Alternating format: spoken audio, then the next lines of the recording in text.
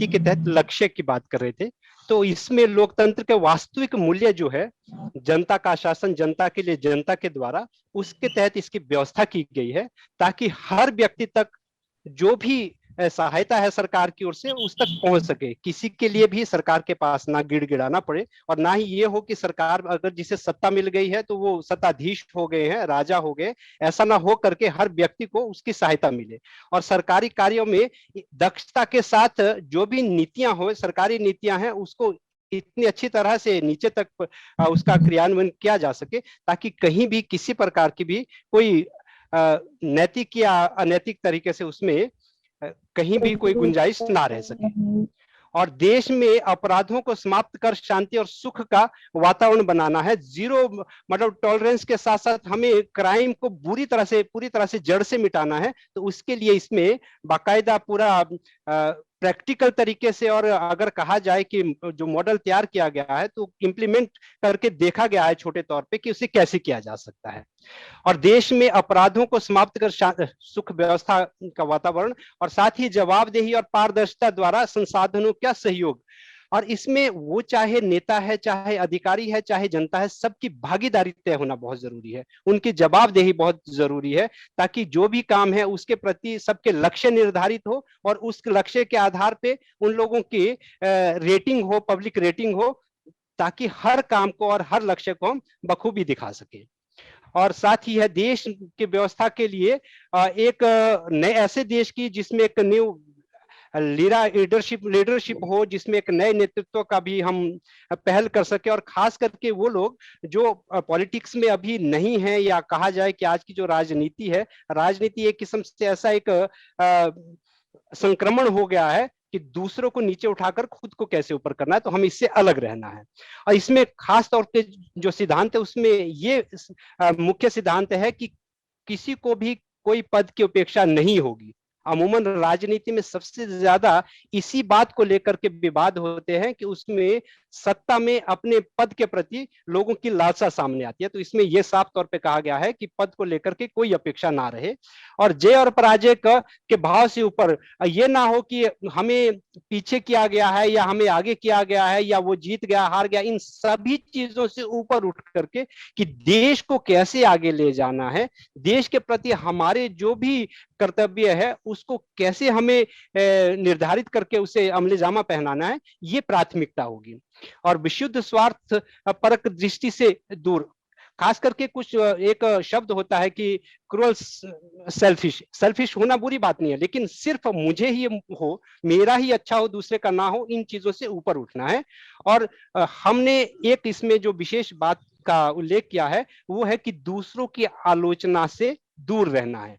आज हो क्या गया है कि कोई भी आदमी होता है तो दूसरे की आलोचना करता है, और वो अपने आप को सही साबित करने के लिए दूसरों की कमियां, दूसरों की खामियां, या दूसरे दल के विषय में भला बुरा कह करके खुद को अच्छा साबित करना है। हमें इन चीजों से, इन बातों से ऊपर उठना है, और हमें क्या करना है, समाज को हमें कैसे आगे ले जाना है, इस विषय पर हमें अपनी पहल करनी है।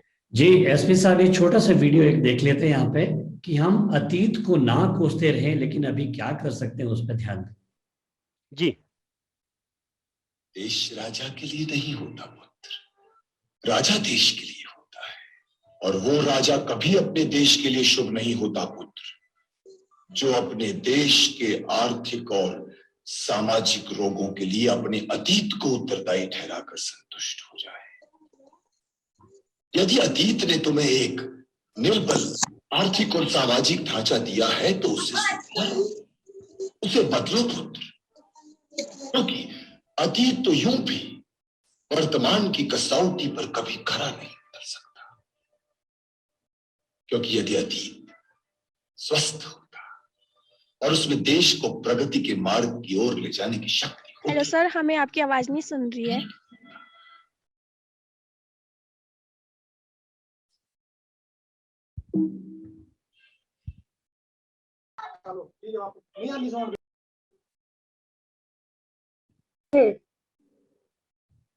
प्लीज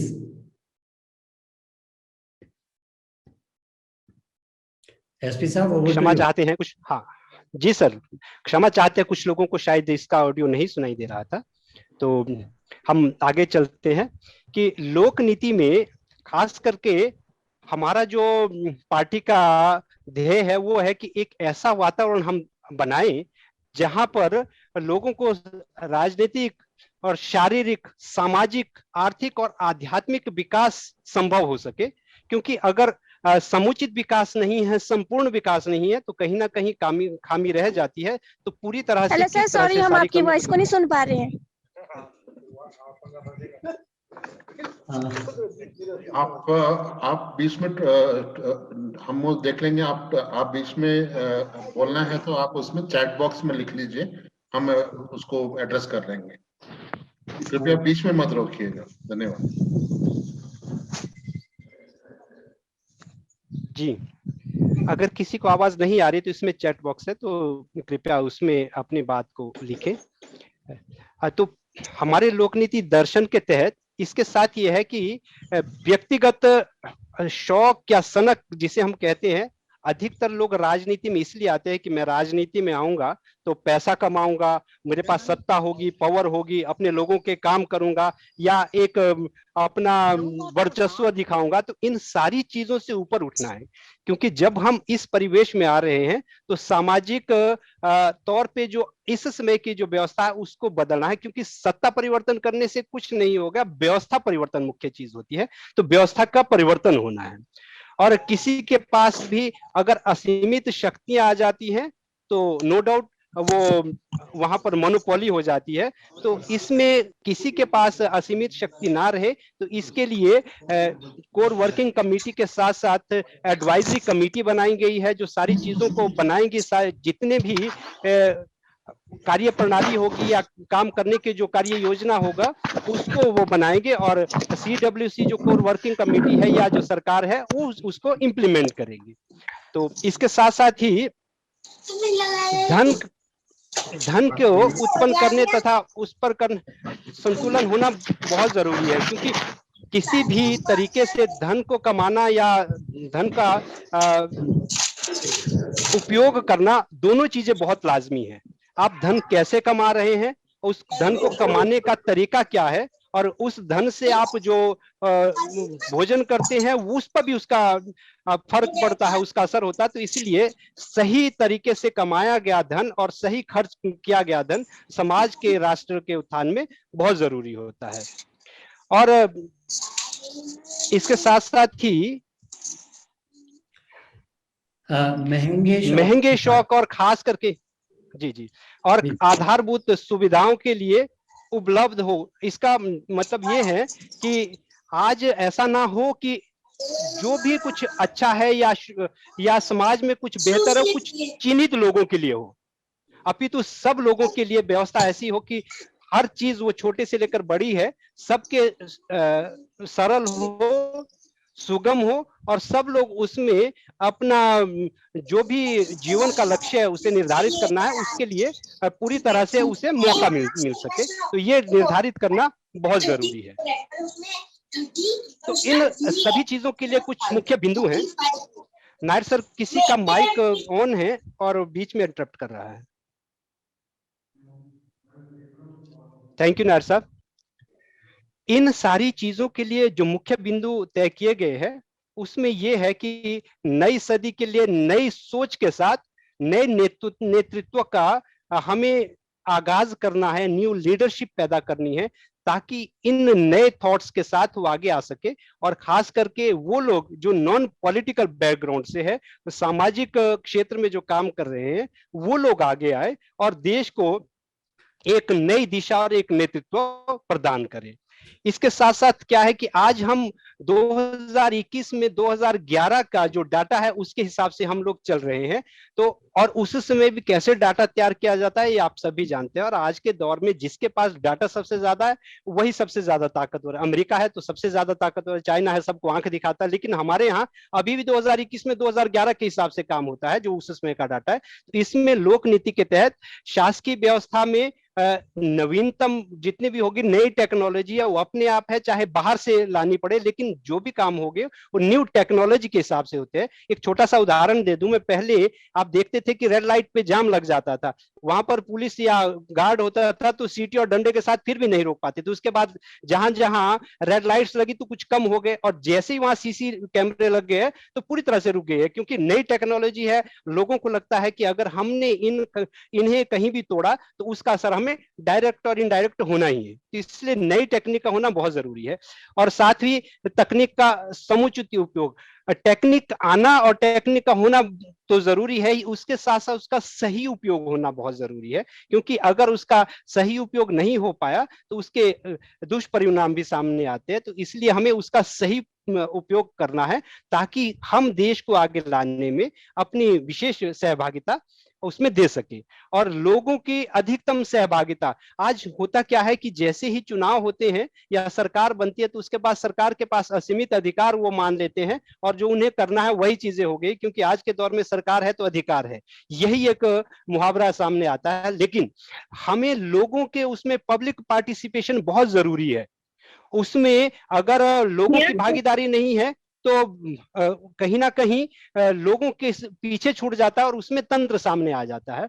तो हम लोगों ने इसमें ये तय किया है कि पब्लिक रेटिंग के थ्रू, वो चाहे सरकार है, वो चाहे एमपी है, विधायक है, जो भी नेता है, यहाँ तक कि जो भी अधिकारी है, उनकी सबकी पब्लिक रेटिंग होगी, और वो सारी चीजें पब्लिक डोमेन में होगी, और जहां भी हो किसी भी बात को आप वेबसाइट के तौर पर देख सकते हैं। तो इसमें लोगों की सहभागिता हर विषय में होगी, और हर काम में लोगों की सहभागिता सुनिश्चित की गई है। और उच्च स्तर की जवाबदेही और नागरिक में प्रसन्नता का एक हमेशा हमने इसमें इंडेक्स बनाया है, पब्लिक पार्टिसिपेशन एंड हैप्पीनेस, जिसके तहत लोगों को घर द्वार में सुविधा दे करके उन्हें एक खुशहाल माहौल दिया जा सके। क्योंकि आज सबसे ज्यादा समस्या वहां होती है जब घर से बाहर जाना पड़ता है, और बीच में जो बिचौलिए होते हैं उनके सामने आने से इसमें एक घूसखोरी या समझ लीजिए कि लोगों का कमाई का एक साधन हो जाता है। लेकिन जब घर में आपका सारा काम हो जाएगा, आदमी घर में आकर के आपके काम करेगा, तो उन सारी चीजों पे रोक लग जाएगी, और एक काम करने का एक अच्छा माहौल आगे होगा, जिसके तहत लोगों में खुशहाली होगी, और इसके साथ साथ जो वहां जाकर के काम करेंगे एक रोजगार का भी उसमें उत्पन्न होगा। डॉक्टर साहब कुछ कह रहे हैं? जी, थैंक यू एसपी साहब, आपका समय पूरा। मैं संक्षिप्त में आगे जल्दबाजी में ले जाने की कोशिश करूंगा, हमारा 15 मिनट से अधिक का समय निकल गया है। मैं क्विकली आपके बिहाफ पे अगर अनुमति हो तो कुछ बात करूं? Please, over to you sir. जी, थैंक यू वेरी मच। नई सदी की नई सोच को लेकर हम बात कर रहे हैं, जो पहले भी एसपी साहब ने भी कहा है, जो आपराधिक पृष्ठभूमि वाले लोग हैं, पॉलिटिकली इन्फेक्टेड माइंड के लोग हैं, सिद्धांत जिनके पास नहीं है, ऐसे लोगों के लिए इसमें कोई जगह नहीं होगी। साथ में पब्लिक रेटिंग के आधार पर जो चुने हुए लोग उनको वापस बुलाने की भी व्यवस्था होगी। दूसरा, शासकीय व्यवस्था और तरीकों में, गवर्नेंस की स्ट्रेटेजीज में, मॉडलिटीज में क्या फर्क होने जा रहा है।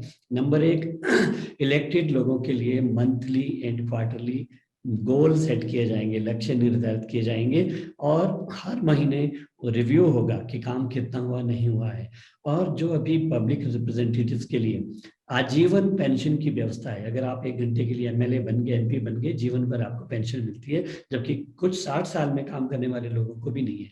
तो चुने हुए व्यक्तियों को जो आजीवन पेंशन की व्यवस्था है, इसको समाप्त करने का प्रावधान है लोक नीति में। और जो विपक्ष के लोग हैं उनको भी पक्ष में जैसे लोग काम करते हैं वैसे उनको भी काम करना पड़ेगा, क्योंकि अगर 1 महीने के आखिर में सैलरी मिलनी है, उनको रिपोर्ट कार्ड अपना देना पड़ेगा। ये हमने काम किया है।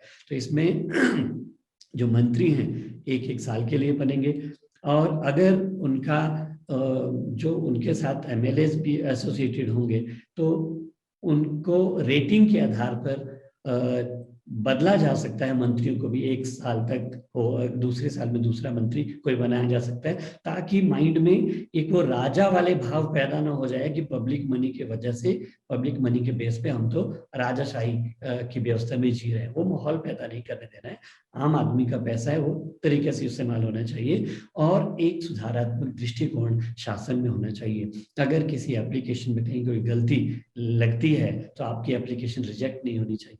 बल्कि उसको सुधारने के लिए संबंधित अधिकारी आपको बुलाए, उसको सुधार करके आगे बढ़े। ऐसा दृष्टिकोण अपनाने की जरूरत है। तीसरा है तकनीक का समुचित उपयोग। तकनीक में 3 बातों को लेकर बातें की जा रही है। पहले हम रियल टाइम डेटा पे काम करना चाहते हैं। रियल टाइम डेटा को टेक्नोलॉजी के साथ लिंक करना चाहते हैं। हर छोटी इंफॉर्मेशन टेक्नोलॉजी के साथ लिंक होगी।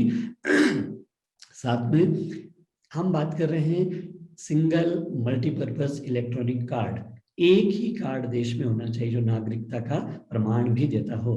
अभी आप driving licence, Aadhaar card, PAN card, voter card, बहुत सारे कार्ड लेके घूमते हैं। यहाँ पे सिंगल कार्ड की बात कर रहे हैं, वो होगा। और साथ में उससे जो भी नागरिकों को सुविधाएं सरकार ने देनी है, उस कार्ड के माध्यम से उन सुविधाओं को घर द्वार तक पहुंचाना बहुत आसान हो जाएगा। और अगर कोई शिकायत करते हैं सरकारी विभाग से, तो 72 घंटों के अंदर अगर जवाब नहीं मिला तो जो अधिकारी उसके लिए जिम्मेवार है उसकी रेटिंग कम होनी शुरू हो जाएगी और वो काम अगले अधिकारी के पास जाएगा, ताकि जवाबदेही सुनिश्चित की जा सके। फिर अधिकाधिक सहभागिता लोगों की होनी चाहिए। पब्लिक पार्टिसिपेशन की बात हो रही है।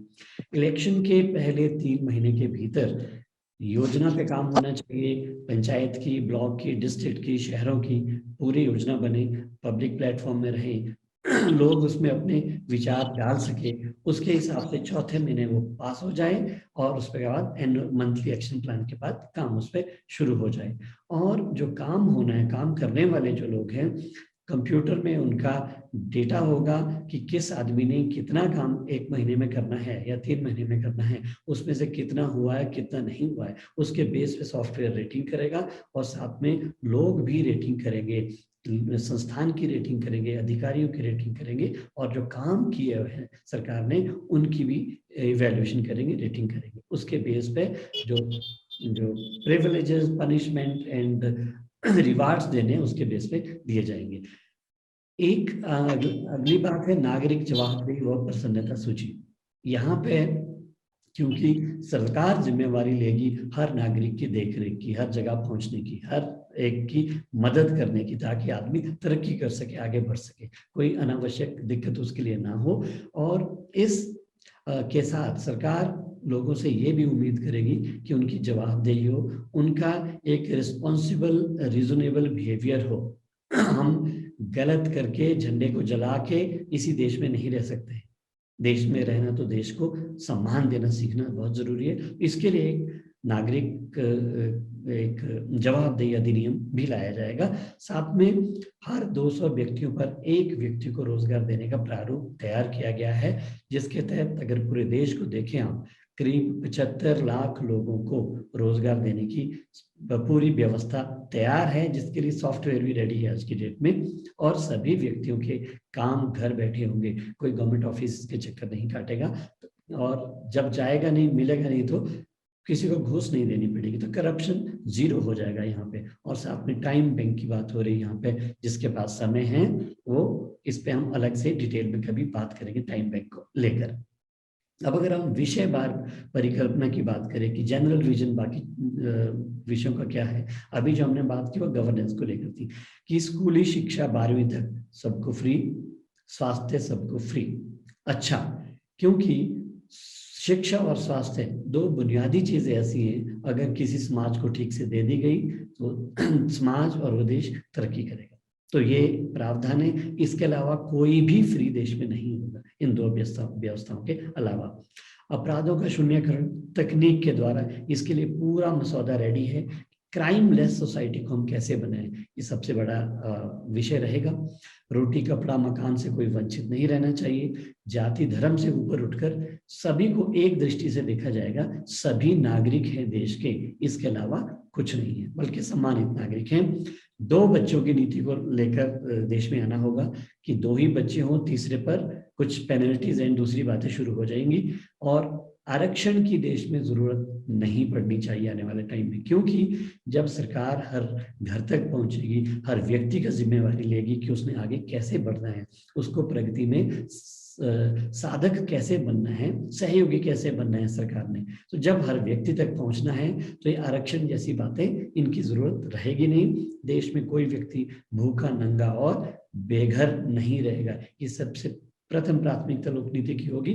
और जिस घर से कोई नौकरी में नहीं है उस घर से कम एक व्यक्ति को 6 महीने के अंदर अंदर सरकार के आने से नौकरी पे व्यवस्था करना सरकार की जिम्मेवारी होगी। और साथ में जो किसान है, किसानों को उनकी हर फसल के लिए उनकी लागत का 2 गुना समर्थन मूल्य मिलना चाहिए जो अभी, और इसको एक बहुत व्यापक दृष्टि से अगर देखें, किसानों को एंड टू एंड सपोर्ट करने के लिए डिस्ट्रिक्ट लेवल पे कॉर्पोरेशंस बने जो उनकी ट्रेनिंग, बायोपेस्टिसाइड्स और उनको फाइनेंशियल सपोर्ट वगैरह वगैरह दें, साथ में जो उनका जो उपज है उसको भी खरीदे समर्थन मूल्य में।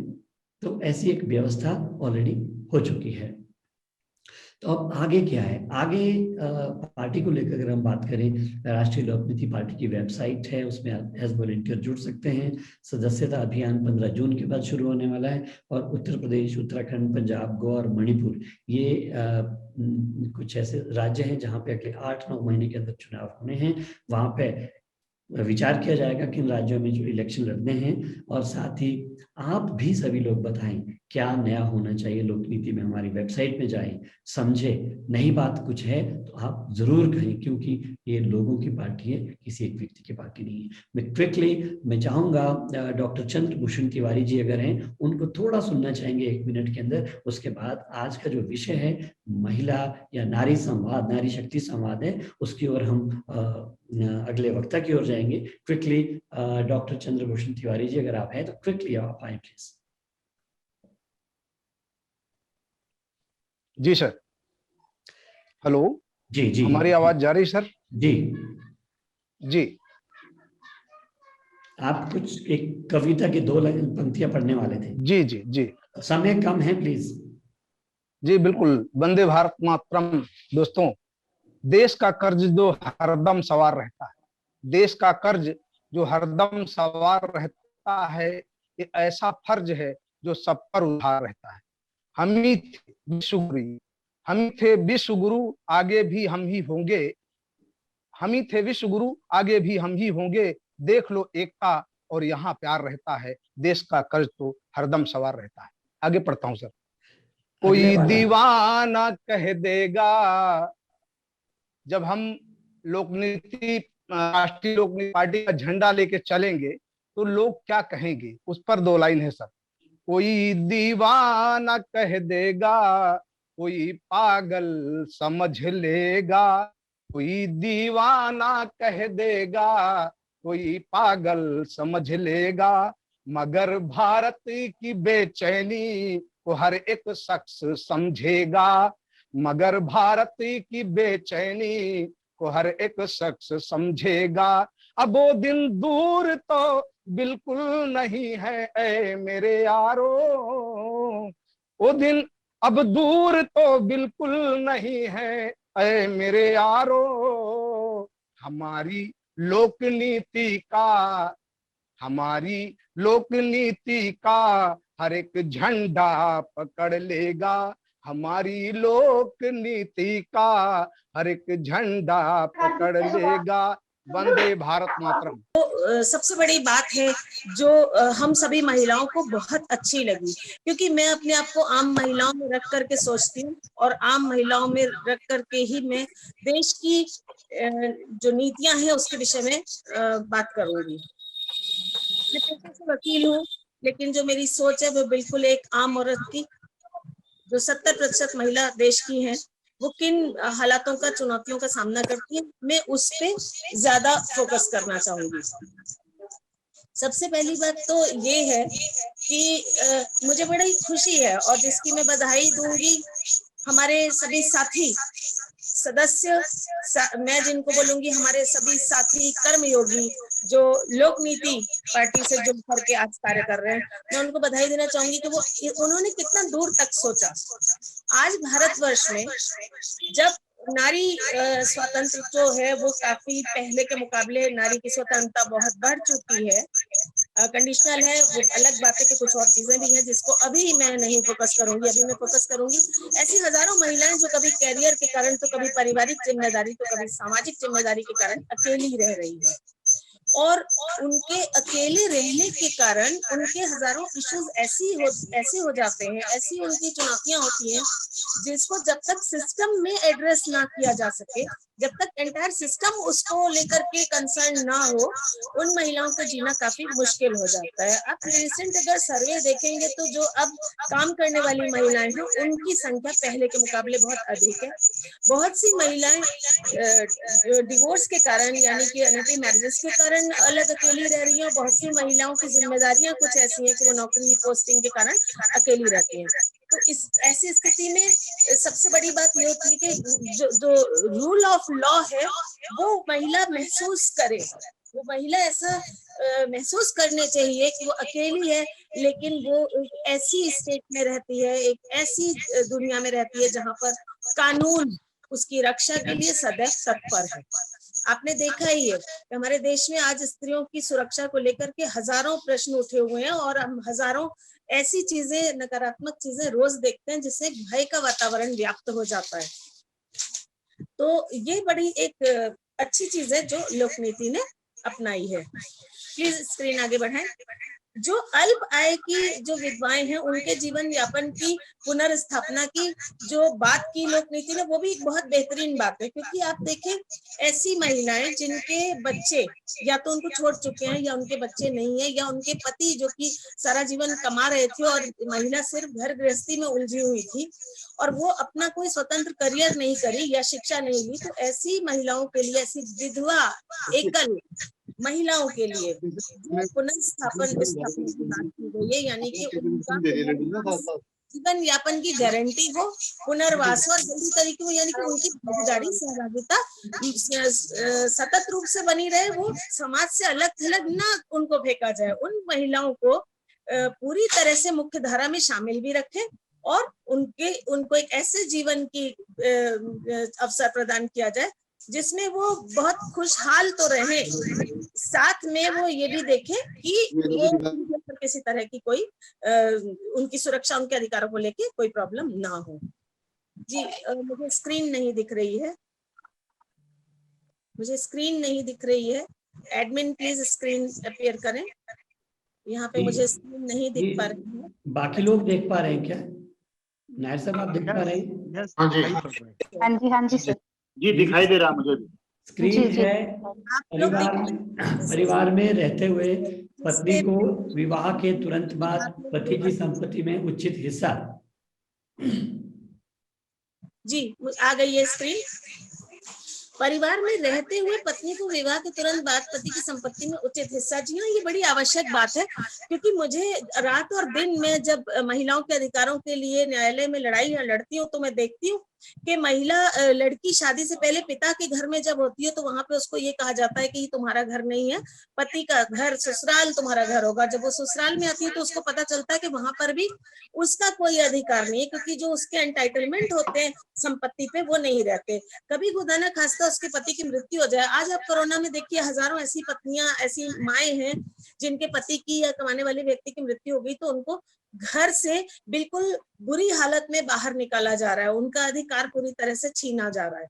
तो ये भी एक बहुत चिंतनीय विषय है और इसके ऊपर जो एड्रेस किया है लोक नीति पार्टी ने, शायद ये पहली ऐसी पार्टी है जिसने इस बात को समझा है, इस चीज को समझा है कि स्क्रीन निकालो, इस बात को समझना बड़ा आवश्यक है। और मुझे बड़ी खुशी है क्योंकि एक ऐसी पार्टी जिसने उन लोगों को समझा जिससे जिनकी सहभागिता वोट डालने में तो है, लेकिन जब देश में गवर्नमेंट बन जाती है या जब वो एक्टिव हो जाते हैं, सब कुछ हो जाता है, तब पूरी सरकारें, पूरी न्यायतंत्र उनको भूल जाता है।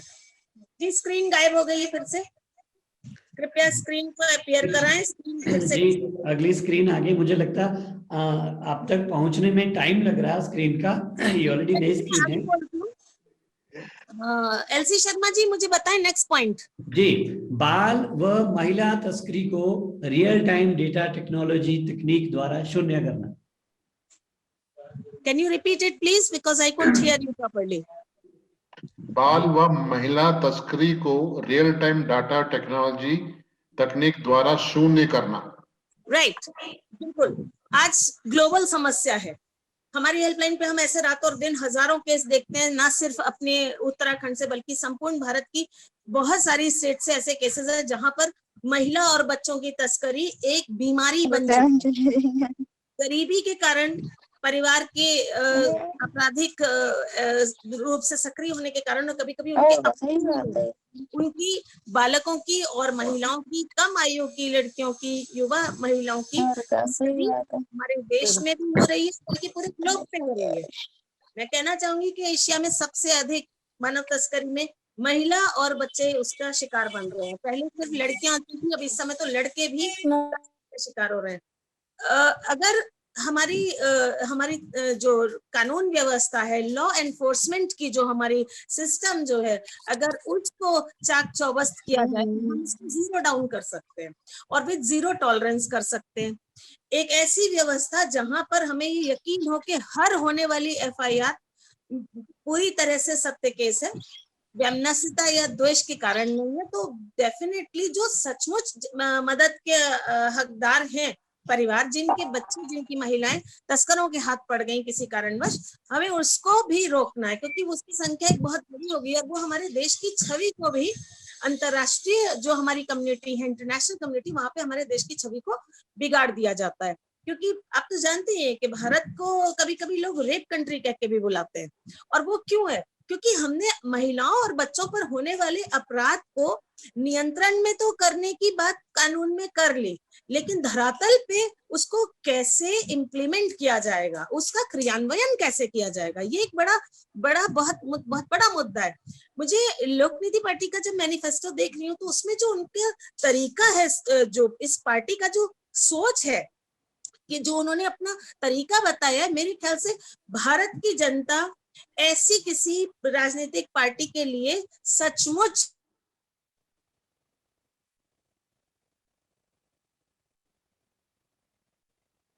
हमें बहुत भाग्य जी इस पार्टी की मैनिफेस्टो में मुझे जो तरीका इनका है वो बहुत अच्छा लगा, और क्योंकि ऐसा लगता है कि ये किसी और की नहीं, ये हमारी महिलाओं के लिए बन रही है। ये वो पार्टी है जो 50% सहभागिता की बात करती है, जो कहती है कि विधानसभा में, लोकसभा में, राज्यसभाओं में हर जगह 50% सीट हमारी महिलाओं को मिले। साथ ही साथ इतनी सुंदर बात है कि हम जुडिशरी में भी चाहेंगे कि हमारी महिलाओं की सहभागिता और भागीदारी बहुत अच्छे से सुनिश्चित की जाए, और शायद एक दृढ़ संकल्प के साथ में एक ऐसी पार्टी जिसका निर्माण, जिसके मूल में ही ये कहा जा रहा है कि ये पार्टी राजनीति से नहीं, लोक नीति से चलेगी।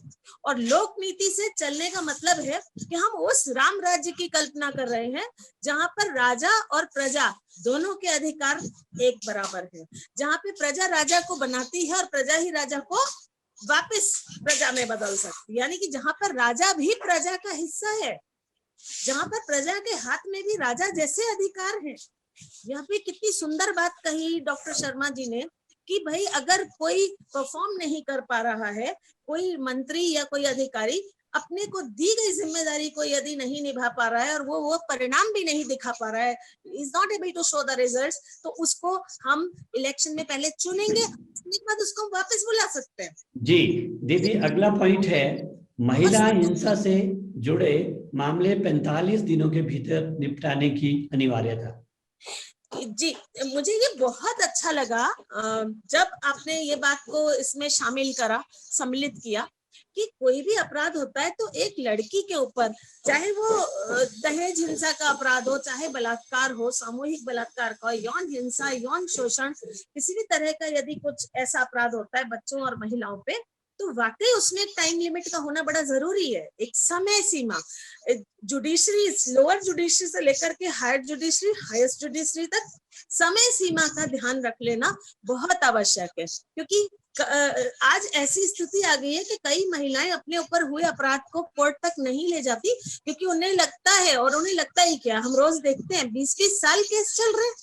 एक गरीब औरत, एक परेशान औरत जो पहले से ही अपराध का शिकार है, वो कैसे 20 साल छोड़िए, 1 साल में एक औरत पूरी तरह से टूट जाती है, एक औरत पूरी तरह से बिखर जाती है। मैंने हजारों ऐसी बलात्कार पीड़िताओं को देखा डॉक्टर साहब, जो बलात्कार की बात तो ठीक थी, जिंदा थी, लेकिन जब प्रक्रिया, उनका केस प्रक्रिया पे आया, प्रोसीडिंग्स पे आया, तो ये जो डिले जस्टिस का जो प्रोसेस है, जो इतना ढीला और इतना स्लो, इतना मंद गति का है, उसके कारण उन्होंने आत्महत्या कर ली। वो उतना अपमान, वो उतनी देरी, वो सारी चीजें वो नहीं सह सके। तो बलात्कार से नहीं मरी, वो एक तरीके से कहिए तो जुडिशियल बलात्कार हुआ उसका, व्यवस्था ने माना। उस प्रक्रिया के अंदर जिस आपने उस मर्म को समझा। मेरे प्यारे जो भाई हैं, बहनें हैं, जो लोक नीति की कोर कमेटी में बैठे हुए हैं, कितना उन्होंने जिम्मेदारी के साथ उस दर्द को, उस पेन को, उस पीड़ा को समझा। तो निश्चित है कि आज भारत की महिला चाहती है कि ऐसी ही पार्टी हमारे केंद्र सरकार बनाए, ऐसी ही पार्टी पावर में आए।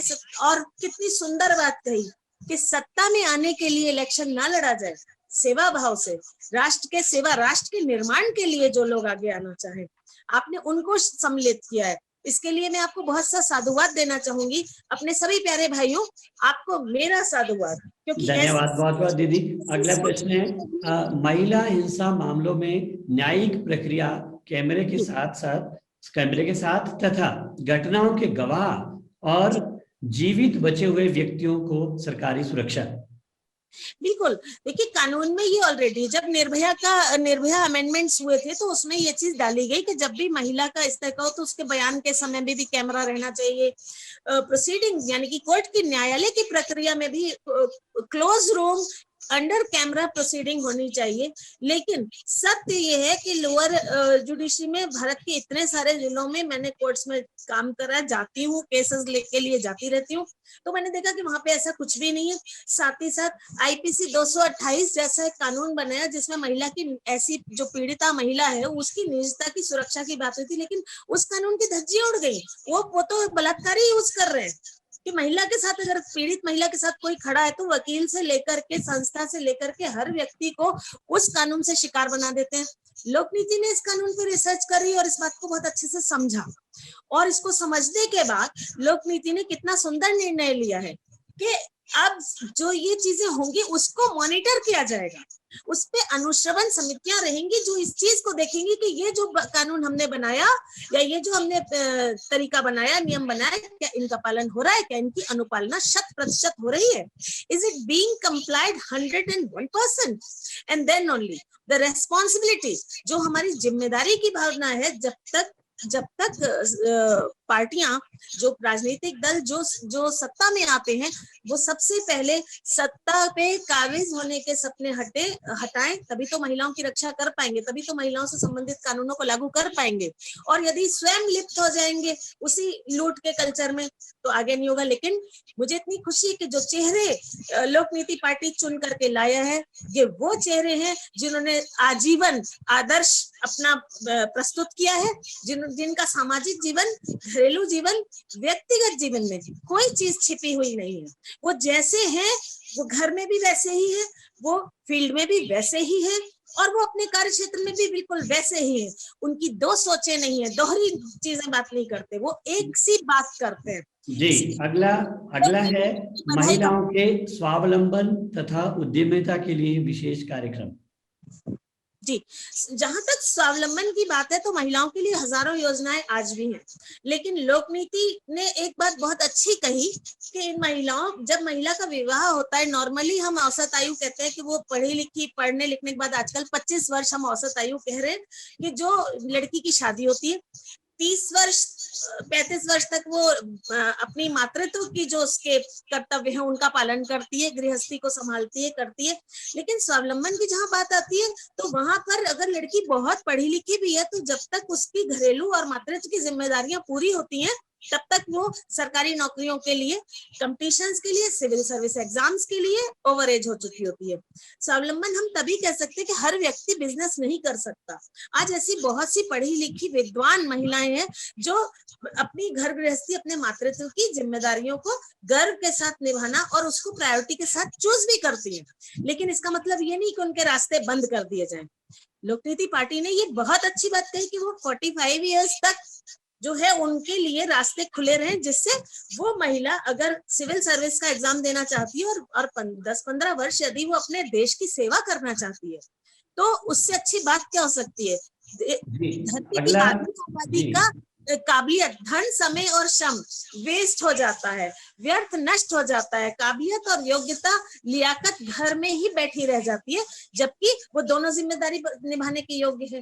तो जी, अगला है अल्प आय वाले परिवार की मुख्य महिलाओं के लिए 10 लाख रुपए तक बिना गारंटी तथा बिना ब्याज के आवास ऋण। बिल्कुल डॉक्टर साहब, this is wonderful thing when I saw your agenda, your manifesto, where you said, जहां पर आप लोगों ने ये तय किया कि बहुत आवश्यक है कि जो कम आय की औरतें हैं, क्योंकि भारत की आप देखिए औरत की तो जो इनकम होती है, पहली बात तो वो कहीं दिखती नहीं, हाशिए पर है, और जो अगर कहीं दिखती भी है तो वो महिला जो घर की मुखिया है। अब बात ये है कि सब कुछ है उसके पास, मान लीजिए वो उसको नौकरी दे दी, उसको पढ़ा दिया, लिखा दिया, घर कहाँ दिया, क्योंकि पिता का घर तो पिता का रह जाता है, पति का घर अगर पति नहीं है तो बनता नहीं, और पति नहीं है तो घर से बाहर भी हो जाती है। घर की मुखिया के लिए एक घर बनाने के लिए बिना इंटरेस्ट वाला, बिना ब्याज वाला, यानी कि ब्याज मुक्त ऋण सरकार 10 लाख रुपए तक की कैपिंग करके अगर देती है, तो देश में हर महिला के पास अपना घर होगा, वो उसके जीवन में स्थिरत्व होगा, उसके जीवन में स्टेबिलिटी होगी, वो समाज के बारे में सोच पाएगी। आज औरत समाज के बारे में चाह के भी नहीं सोच सकती, क्योंकि उसके लिए रोटी, कपड़ा, मकान, ये 3 ही चीजों में उलझ के रह जाती है। लेकिन लोक नीति पार्टी ने उसको उससे ऊपर उठ करके विकास करने की बात कही है, जो मुझे बहुत अच्छी लगी। और ये जरूरी है, ये तो 70 साल पहले ही हो जाना चाहिए था, लेकिन यदि आज भी कर रहे हैं तो आप बधाई के पात्र हैं। चलिए, देर आए दुरुस्त है, धन्यवाद। अगला है विधानसभा तथा संसद में महिला प्रतिनिधियों की 50% तक की भागीदारी। जी, ये मैं पहले बोल चुकी हूँ, लेकिन मैं फिर से बोल देती हूँ कि एजेंडा का ये एक बड़ा अच्छा हिस्सा है, क्योंकि यदि हम राजनीतिक प्रक्रिया की बात करें और राजनीतिक प्रक्रिया में जो ह्यूमन डेवलपमेंट है, जो मानवीय विकास है, वो महिला के बिना कैसे हो सकता है। जब तक राजनीति में, पॉलिटिक्स में, पॉलिटी में महिला नहीं आएगी, जो कि 50% है, तब तक आप देखिए किस तरह से लोकसभाओं का जो, और आप ऐसे भी देखिए कि लोकसभाओं में, राज्यसभाओं में महिला सीट कम होने के कारण कितनी दफे मैंने देखा है कि वो अपना जो बिहेव करने का तरीका भी भूल जाते हैं। जब महिला 50% सीट पे बैठेगी, आप देखेंगे कि वहां का माहौल सौहार्दपूर्ण होगा, क्योंकि जहां पर भी महिला होती है वहां पे पीस होती है, शांति होती है, अमन होता है, नैतिकता होती है, एथिक्स होती है। तो और ये तो महिला का हक भी है, इसमें हमें कोई दया या कोई रिजर्वेशन या आरक्षण की आवश्यकता नहीं है, हमें किसी का रहम नहीं चाहिए। ये ससम्मान, गरिमामयी हमारा अधिकार है। पूर्ण गरिमा और मर्यादा के साथ हमें ये अधिकार मिलना चाहिए कि हम लोकसभा, राज्यसभा, विधानसभाओं में और लोकल निकाय, स्थानीय निकायों में 50% हमारी सीट रहनी चाहिए, रिजर्वेशन नहीं, हमारी हक की सीट। जी, अगला है मातृत्व की अवधि में पोषण आहार तथा स्वास्थ्य संबंधी व्यवस्था पर मासिक रिपोर्ट। जी बिल्कुल, सोच के देखिए, आज एक बहुत बड़ा आंकड़ा निकल करके आ रहा है भारत में, जो पहले से ही डॉक्टर शर्मा जी, मैं रिपीट नहीं करूंगी, आपने जो पहले आंकड़ा बोला कि इतनी सारी महिलाओं के ऊपर आपने वीडियो में बताया कि हिंसा होती है, तो क्यों होती है उसका हिंसा हमेशा परिवार से शुरू होती है।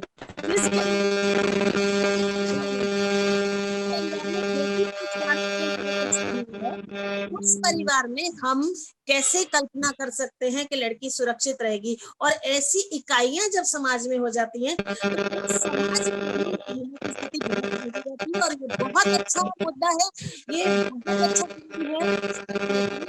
है कि महिला को बेसिक स्वास्थ्य की सभी सुविधाएं ना सिर्फ दी जाए, खाली कानून बनाने से, जननी योजना है आप देखें, अब उसमें जननी योजना में कितनी सारी महिलाएं वंचित रह जाती है, क्योंकि वो अस्पताल तक पहुंच ही नहीं पाती अपनी प्रसूति के लिए।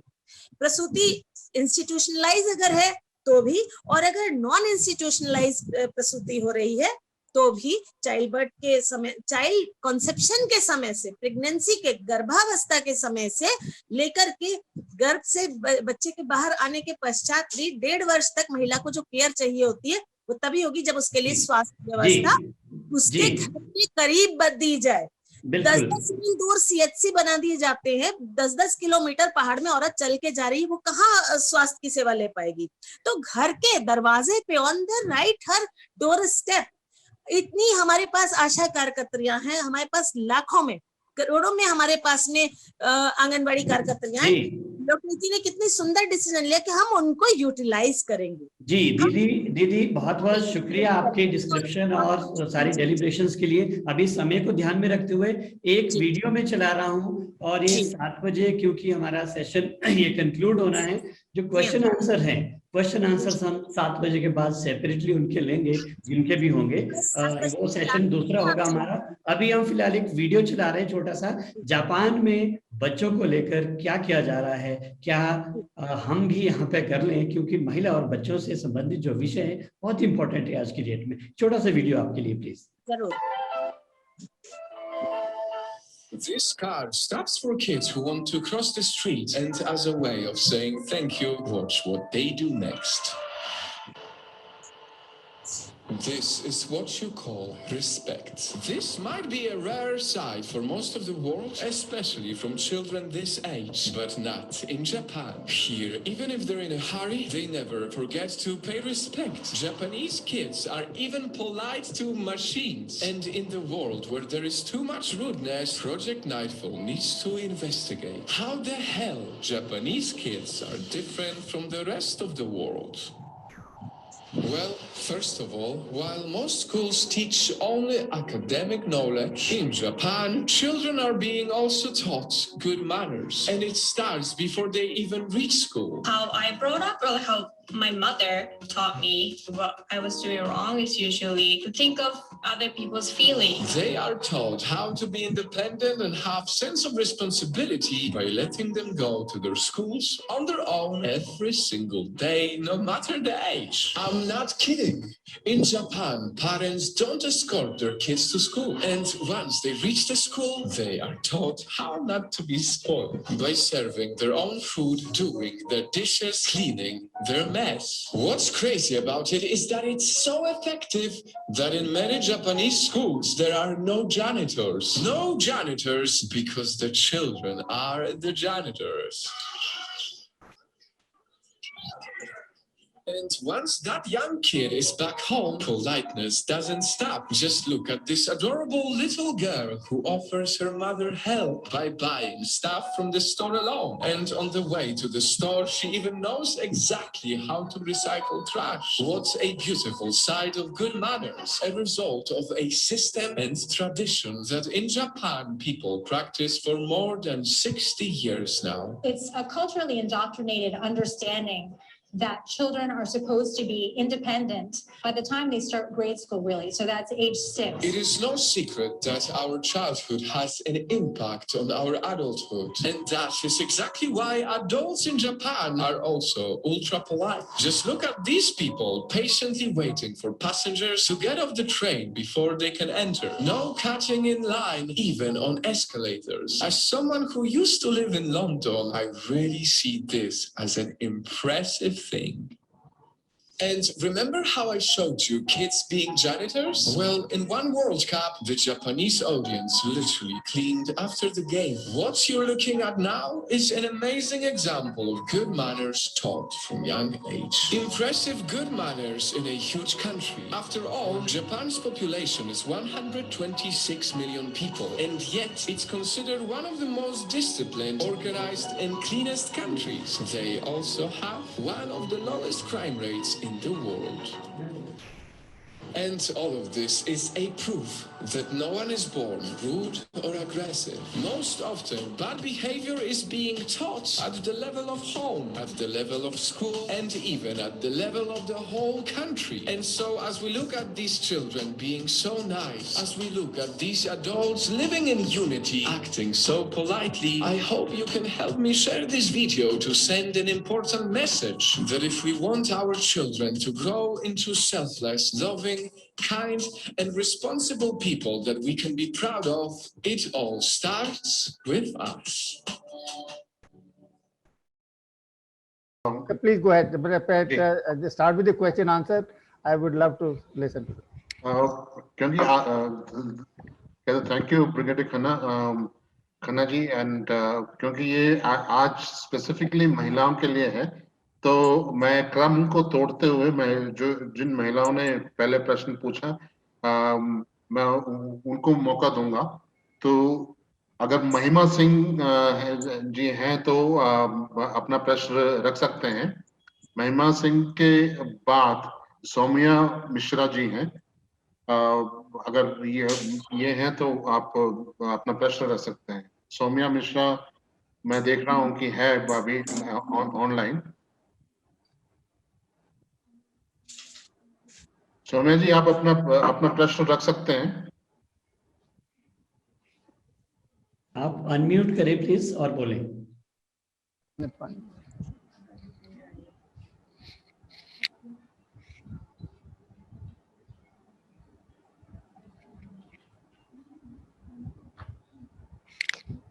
महिमा सिंह अगर आप मेरे को यहाँ दिख नहीं रहे हैं, अगर किसी के थ्रू रेफरेंस से आए हैं तो आप जरा उनको बोलेंगे कि ऑनलाइन आ जाएं, सेशन खत्म नहीं हुआ। क्योंकि जैसे ही हमने बोला कि ये सेशन खत्म हुआ तो वो छोड़ के चले गए थे। तो जिनके थ्रू रेफरेंस से आए हैं महिमा सिंह, उनको एक बार फोन करके आप बता दीजिए कि दोबारा से ज्वाइन करें और उनका प्रश्न का जवाब दिया जा सकता है। नेक्स्ट प्लीज तब तक। उसके बाद जो है क्या था, शैलेश श्रीवास्तव जी ने हैंड रेस किया है और शैलेश जी के बाद कहते प्रदीप बैनर्जी साहब। शैलेश जी आप अनम्यूट करके अपना कोई प्रश्न रखिए।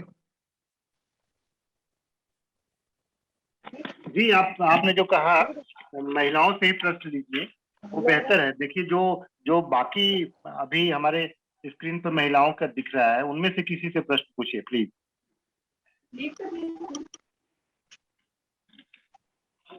जी मैं स्वागत करता हूं, कोई भी महिला यहाँ पे देवी जो भी है यहाँ पे अपना प्रश्न रख सकते हैं अनम्यूट करके। आपके पास कोई प्रश्न है या कुछ विचार हैं वो आप यहाँ पे साझा कर सकते हैं। धन्यवाद, सबको आमंत्रित है।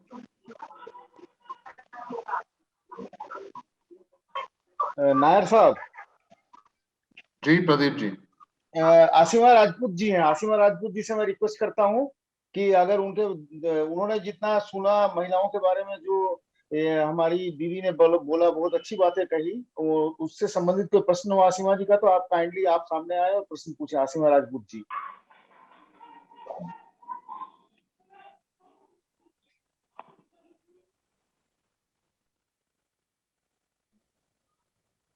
आप आशिमा जी अनम्यूट करिएगा।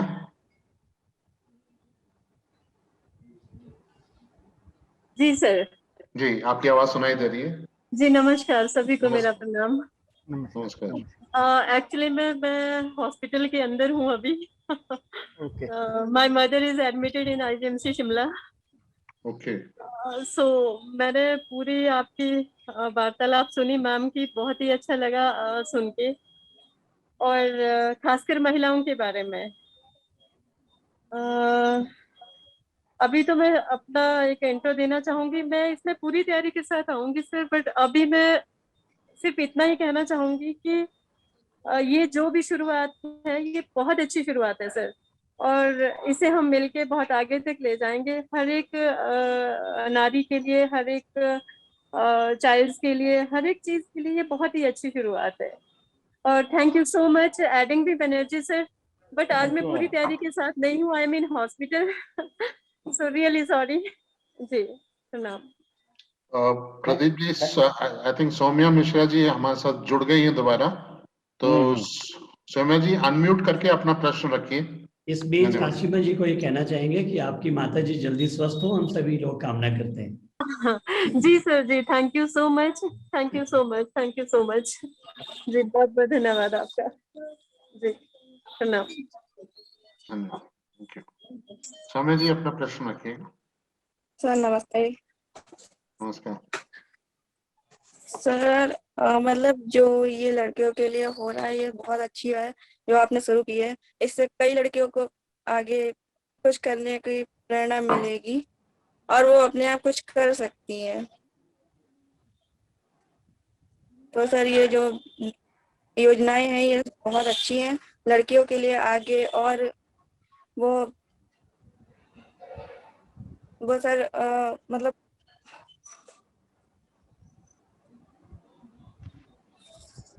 हाँ ठीक है, मददगार होंगे लड़कियों के लिए और आगे इनको जीवन में तरक्की करने के लिए। बहुत बहुत शुक्रिया आपका, very much, thank you. Next थोड़ा नेक्स्ट। और कई लेडीज अपना प्रश्न रखना चाहती हैं तो प्लीज सेशन ओपन है, आप अपना प्रश्न रख सकते हैं, या राय है या अपना जो व्यू है वो यहाँ पे व्यक्त कर सकते हैं। धन्यवाद।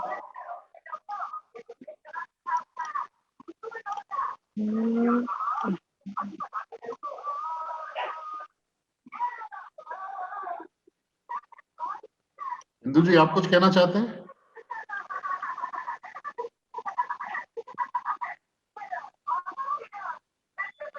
आई थिंक जब तक वो आते हैं, आई थिंक प्रदीप जी और शैलेश जी से एक बार प्रश्न कर लेते हैं। पहले नीलम मिश्रा लिखती हैं, वार्ड स्तर पर इसमें निगरानी होनी चाहिए ताकि सही न्याय में सुविधा उन तक पहुंच सके। जी नीलम जी, थैंक यू इस सुझाव के लिए। ऐसी व्यवस्था ही सोची जा रही है लोक नीति में।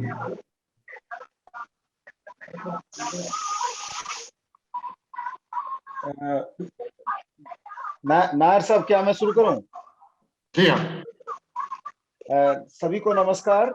और जैसे जैसे दिन ये कुछ ऑडियो प्रॉब्लम है, काइंडली सबको म्यूट किया जाए।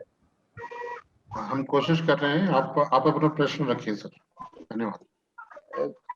ये पुरानी बात है कि अगर किसी देश में किसी भी जगह में, देश में नहीं कहीं भी, अगर पुरुषों को शिक्षा दिया जाए तो वो केवल उसके काम आती है, और जब महिलाओं को शिक्षा दिया जाता है तो पूरे परिवार के और संसार के और देश के काम आता है।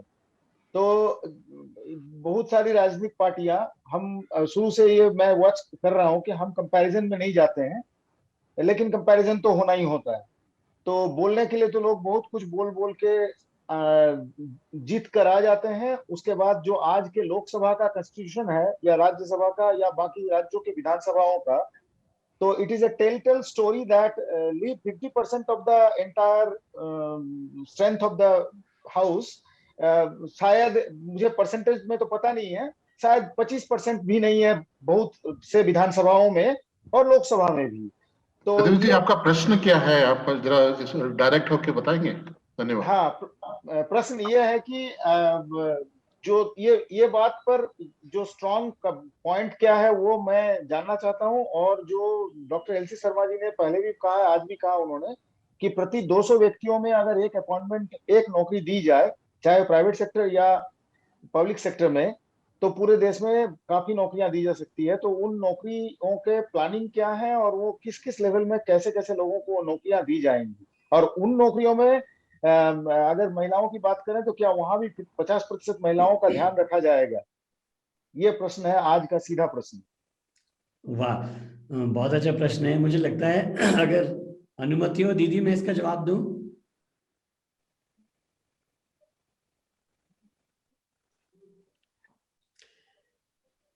दीदी आप अनम्यूट करिएगा अपने आप को।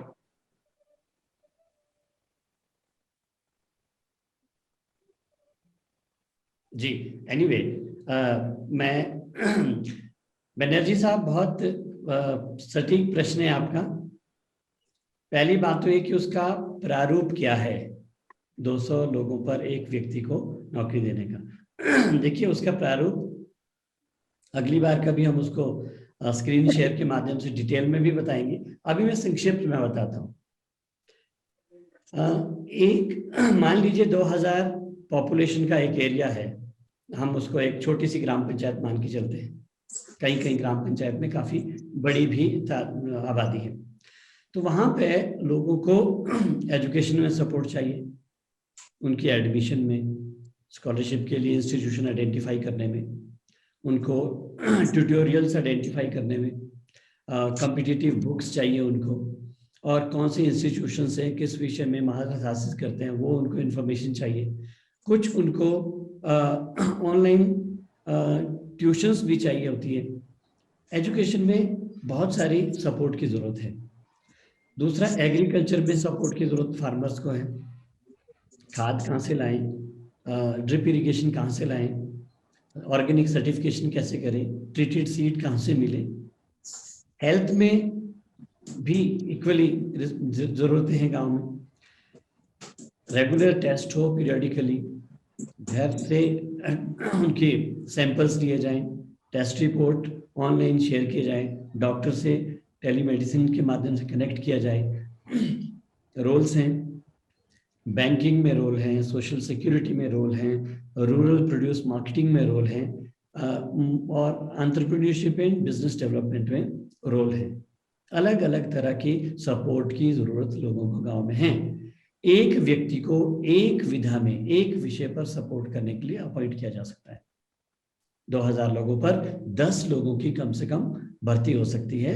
एक हेल्थ में सपोर्ट करेगा लोगों को, दूसरा एजुकेशन में, तीसरा एग्रीकल्चर में, चौथा सोशल सिक्योरिटी में, वगैरह वगैरह। That is the model.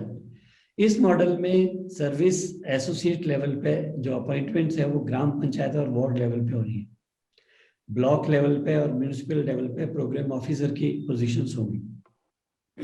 District level पे प्रोग्राम मैनेजर्स लेवल की होंगी, और स्टेट लेवल पे सीनियर प्रोग्राम मैनेजर्स और स्टेट हेड लेवल पे पोजीशंस होंगी।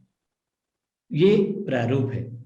दूसरा आपका प्रश्न जो सीधा था कि क्या इसमें भी महिलाओं की 50% भूमिका देखी जा सकती है, मुझे लगता क्यों नहीं, बल्कि इसमें तो महिलाओं की 50 से अधिक प्रतिशत की भूमिकाएं देखी जा सकती है। जो गांव में लड़की या महिला अपने एरिया में सपोर्ट कर सकती है तो बहुत सुखद है उनके लिए। लड़के दूर जाने में भी सहज होते हैं, घर से बाहर भी जा सकते हैं। तो यहाँ पे 50 या 50 से अधिक भी सोचा जा सकता है कि महिलाओं के लिए रोजगार की संभावनाएं इस प्रारूप में खोजी जाए। धन्यवाद। Thank you so much. It is fantastic and fabulous. Only that much I can say for now. ये आज मुझे बहुत ज्यादा क्लियर हो गया, और जब मैं इसका अध्ययन और करूंगा आपके मतलब जो आप छाप रहे हैं सारे जो डॉक्यूमेंट्स, उसमें और क्लियर हो जाएगा। और एक सजेशन है कि जैसा आपने पहले कहा था कि आप इसको हिंदी में भी छपवा रहे हैं, तो मैं एक इंफॉर्मेशन ही देना चाहता हूं कि भारत में, जैसा जानता हूं मैं as a quiz master, Hindi के बाद सबसे ज्यादा बोली जाने वाली भाषा बांग्ला है, और उससे नीचे बहुत सारी भाषाएं हैं। तो जो मुख्य भाषाओं में अगर जितनी जल्दी छप जाए तो लोगों को कम्युनिकेट करने में आसानी होगी। Sure, thank you very much. इस पे जैसे काम होगा आप तक पहुंचेंगे। Over to Nair sir. जी, और रोशन आरा जी ने अपना प्रश्न रखने के लिए रेज किया था, आई थिंक डिस्कनेक्ट हो गए हैं। इसके बाद जो है राज त्यागी साहब ने लिखा कि कुछ इसके बारे में कुछ कहना चाहते हैं। Anand, in fact Anand can I just but in in fact एक जो बैनर्जी का जो मेन ओरिजिनली जो सवाल पूछा था वो शायद उन्होंने भूल गए कि उन्होंने क्या पूछा था, कि क्यों, क्या कारण है कि आज जो है देश के अंदर 20-25% भी नहीं है। वो कारण का जवाब आपको मैं बताता हूँ क्यों नहीं है। उसका रीज़न है, हम अपने आप से सवाल पूछना पड़ेगा कि क्या हमारे घर के अंदर जो बच्चा, जब बटिया होती हैं, उनको हम प्रेफरेंस देते हैं, जो खाना देती हो तो माँ किसको देती है? बच्चे को पहले देगी और लड़के को अपने को, और जो है उसको जो है लड़की को देगी बाद में, ठीक है तुम बाद में खा लेना के लिए। एजुकेशन के अंदर जाना है, हाँ ये लड़का है इसको इंजीनियरिंग के अंदर भिजवा दीजिएगा, लड़की है नहीं तुम तो ठीक है, इसने तो घर जाना है, हमारे घर, वो हमारी नहीं है, वो तो बाहर की है, दूसरे की है, जाने है उससे बाहर जाना है। तो कहने का मतलब है ये समाज की सोच जो है वो है बदली करनी पड़ेगी हमें। और उसके लिए क्या कर सकते हैं? उसके लिए क्या करने के लिए सबसे पहले ये है कि हमें, जो आपने देखा जो जापान के अंदर क्या हो रहा है, कि हमें जो है स्कूल के अंदर ही ये करना चाहिए। अगर आप याद होगा तो हमारे टाइम के अंदर तो मेरे को याद है कि हम मॉरल साइंस हमको पढ़ाई जाती थी। मॉरल साइंस आजकल कहाँ है? मॉरल साइंस का तो आजकल कोई जिक्र ही नहीं है। तो उसके अंदर आपने देखा होगा काम देने के लिए वो कह रहे हैं कि ज़्यादातर वो मॉरल साइंस के ऊपर जोर दे रहे हैं। सफाई करने के लिए कह रहे हैं कि नहीं आपने आप करिए, कोई जेनिटल्स नहीं है आपने। सबसे पहले बच्चे आके अपने ड्रेस साफ करते हैं।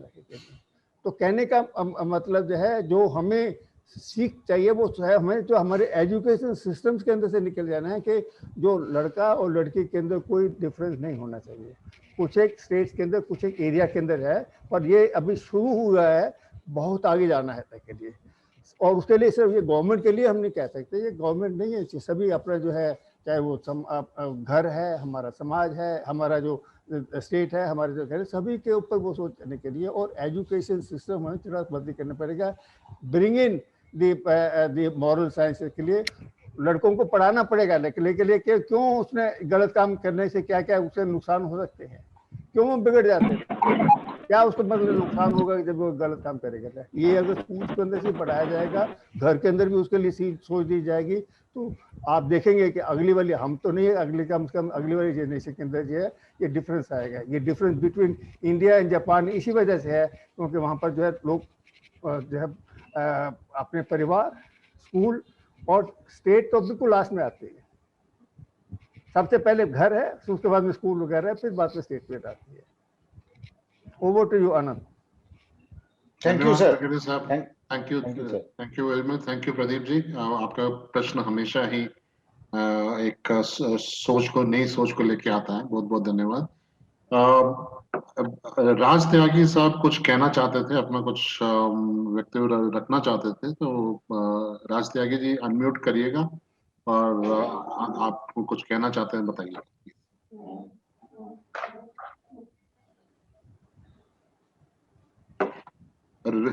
राज त्यागी जी अनम्यूट करिए अपने आप को, हम सुन नहीं पा रहे हैं। धन्यवाद जी, धन्यवाद आप सभी लोगों का। इतने अच्छे एक टॉपिक के ऊपर आप लोगों ने सबका ध्यान आकर्षित किया। और सबसे बड़ी बात, मैं धन्यवाद कहना चाहूंगा सभी लोगों को जिसने इस टॉपिक को इतना लार्ज करके अपनी मैनिफेस्टो में बात करें। तमाम राजनीतिक पार्टियां जो महिलाओं की बात करती हैं लेकिन उसको एक सीमित दायरे में रखते हुए अपने मैनिफेस्टो में रखती हैं, आपने इसको इतना बड़ा लार्ज तरीके से रखा है, तो कहीं ना कहीं इससे जो फायदा हम देने की बात सोच रहे हैं वो यहाँ से काफी हद तक इसको पूरा किया जा सकता है। और बाकी जहां तक मैं बात करूं, मतलब ये तो आप धन्यवाद रहेंगे इसके लिए, क्योंकि बहुत अच्छे तरह से आपने इसको रखा। ऐसे ही मैं बात करूंगा कि आने वाले समय में हम नौजवानों और किसानों के चीजों को लेकर के भी या उनके मुद्दों को लेकर के भी ऐसे आगे बढ़ेंगे और उनके लिए भी अलग से चीजें रखेंगे। वो एक अच्छी पहल है और बहुत अच्छी पहल है। इसके अलावा जैसे अभी नायर साहब बोल रहे थे, सॉरी खन्ना जी बोल रहे थे, लड़कियों को या महिलाओं को पुरुषों के बराबर असलियत में समझने के लिए तो बहुत लोग हैं कि हाँ समझते हैं और मानते हैं। मैंने कहीं पे पढ़ा था या किसी के उससे सुना था कि जब हम तुलना करने लगते हैं कि नहीं नहीं लड़कियां उनके बराबर हैं, तो इसका मतलब ये है कि हम पहले से मान लेते हैं कि लड़के हो या पुरुष हो तो वो ज्यादा है या वो ज्यादा बड़ा है या ज्यादा अच्छा है या वो ज्यादा कैपेबल है, ये हम पहले से मान लेते हैं। तो हमें जरूरत ही नहीं है कि उनके साथ हम तुलना करें। और ये बात मैं इसलिए भी कह रहा हूँ कि खुद 2 बेटियां हैं और एक लड़का नहीं है और मुझे जरूरत भी नहीं है। तो ये कहीं ना कहीं सोच लानी पड़ेगी कि हम तुलना क्यों करें। हमारी जो बेटियां हैं वो किसी तरह से कमजोर ही नहीं है। हम तो उन्हें इतना स्ट्रॉन्ग बनाना चाहते हैं, इतना स्ट्रॉन्ग बनाने का प्रयास भी करते हैं कि कोई कह ही ना सके। एक हरियाणा में एक छोटी सी बात बोलते हैं कि हमारी छोरी छोरों से कम है के, तो वो वाला जो वो है ना, अब ये आना शुरू हुआ है, जबकि सबसे ज्यादा भ्रूण हत्याएं की वो हरियाणा में ही हुई हैं। लेकिन अभी क्या है कि हरियाणा की लड़कियों ने इतना काम किया है और स्पोर्ट्स में और बाकी चीजों में इतना नाम किया है कि उनको सोचने पे मजबूर होना पड़ा।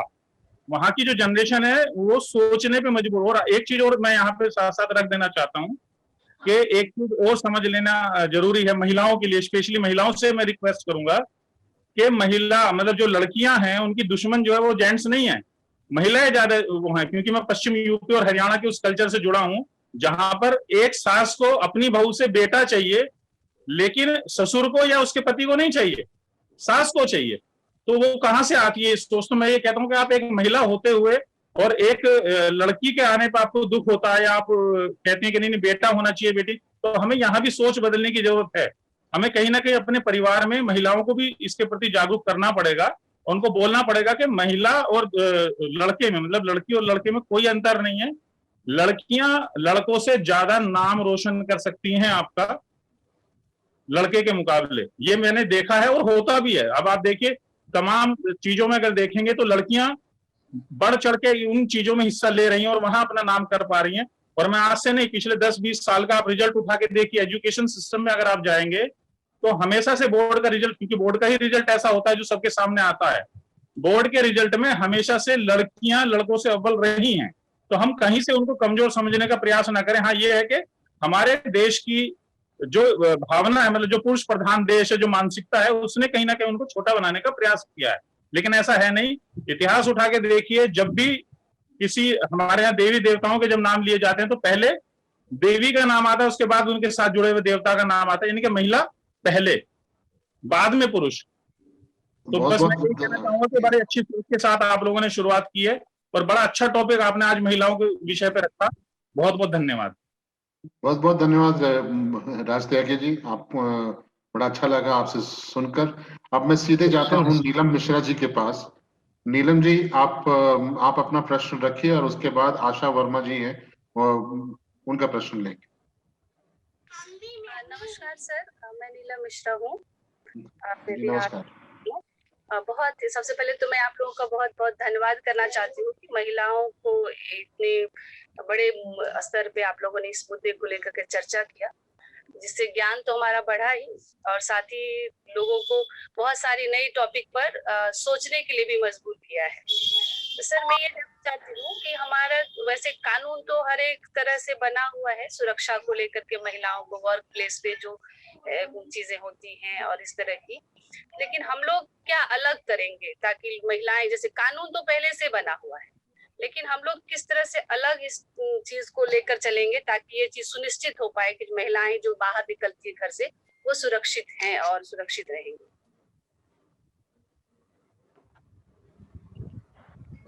बहुत अच्छा प्रश्न है नीलम जी। मैं चाहूंगा कि डॉक्टर शर्मा इसको नहीं, इसमें मुझे लगता है दीदी बात करेंगी।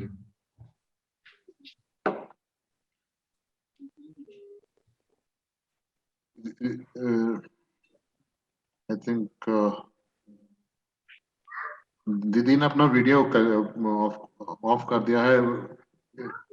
कहते रेणु जी, आप ऑनलाइन है तो नीलम जी का आप जवाब देंगे? आगे ऑनलाइन आगे बिल्कुल आपके साथ हूँ जी। और नीलम जी ने प्रश्न करते हैं। मैं सिर्फ ध्यान से सुन रही थी, फोकस कर रही थी अन्य लोगों के बात के ऊपर, तो इसलिए मैंने उसको म्यूट कर लिया था। बताएं। नीलम जी का प्रश्न था कि ये सब बातें जो हमने कही हैं अच्छी तो लगी उनको, लेकिन कानून इन सभी बातों के लिए ऑलरेडी बने हुए भी हैं। हम नया क्या करने वाले ये सुनिश्चित करने के लिए कि इम्प्लीमेंट ठीक से हो जाए।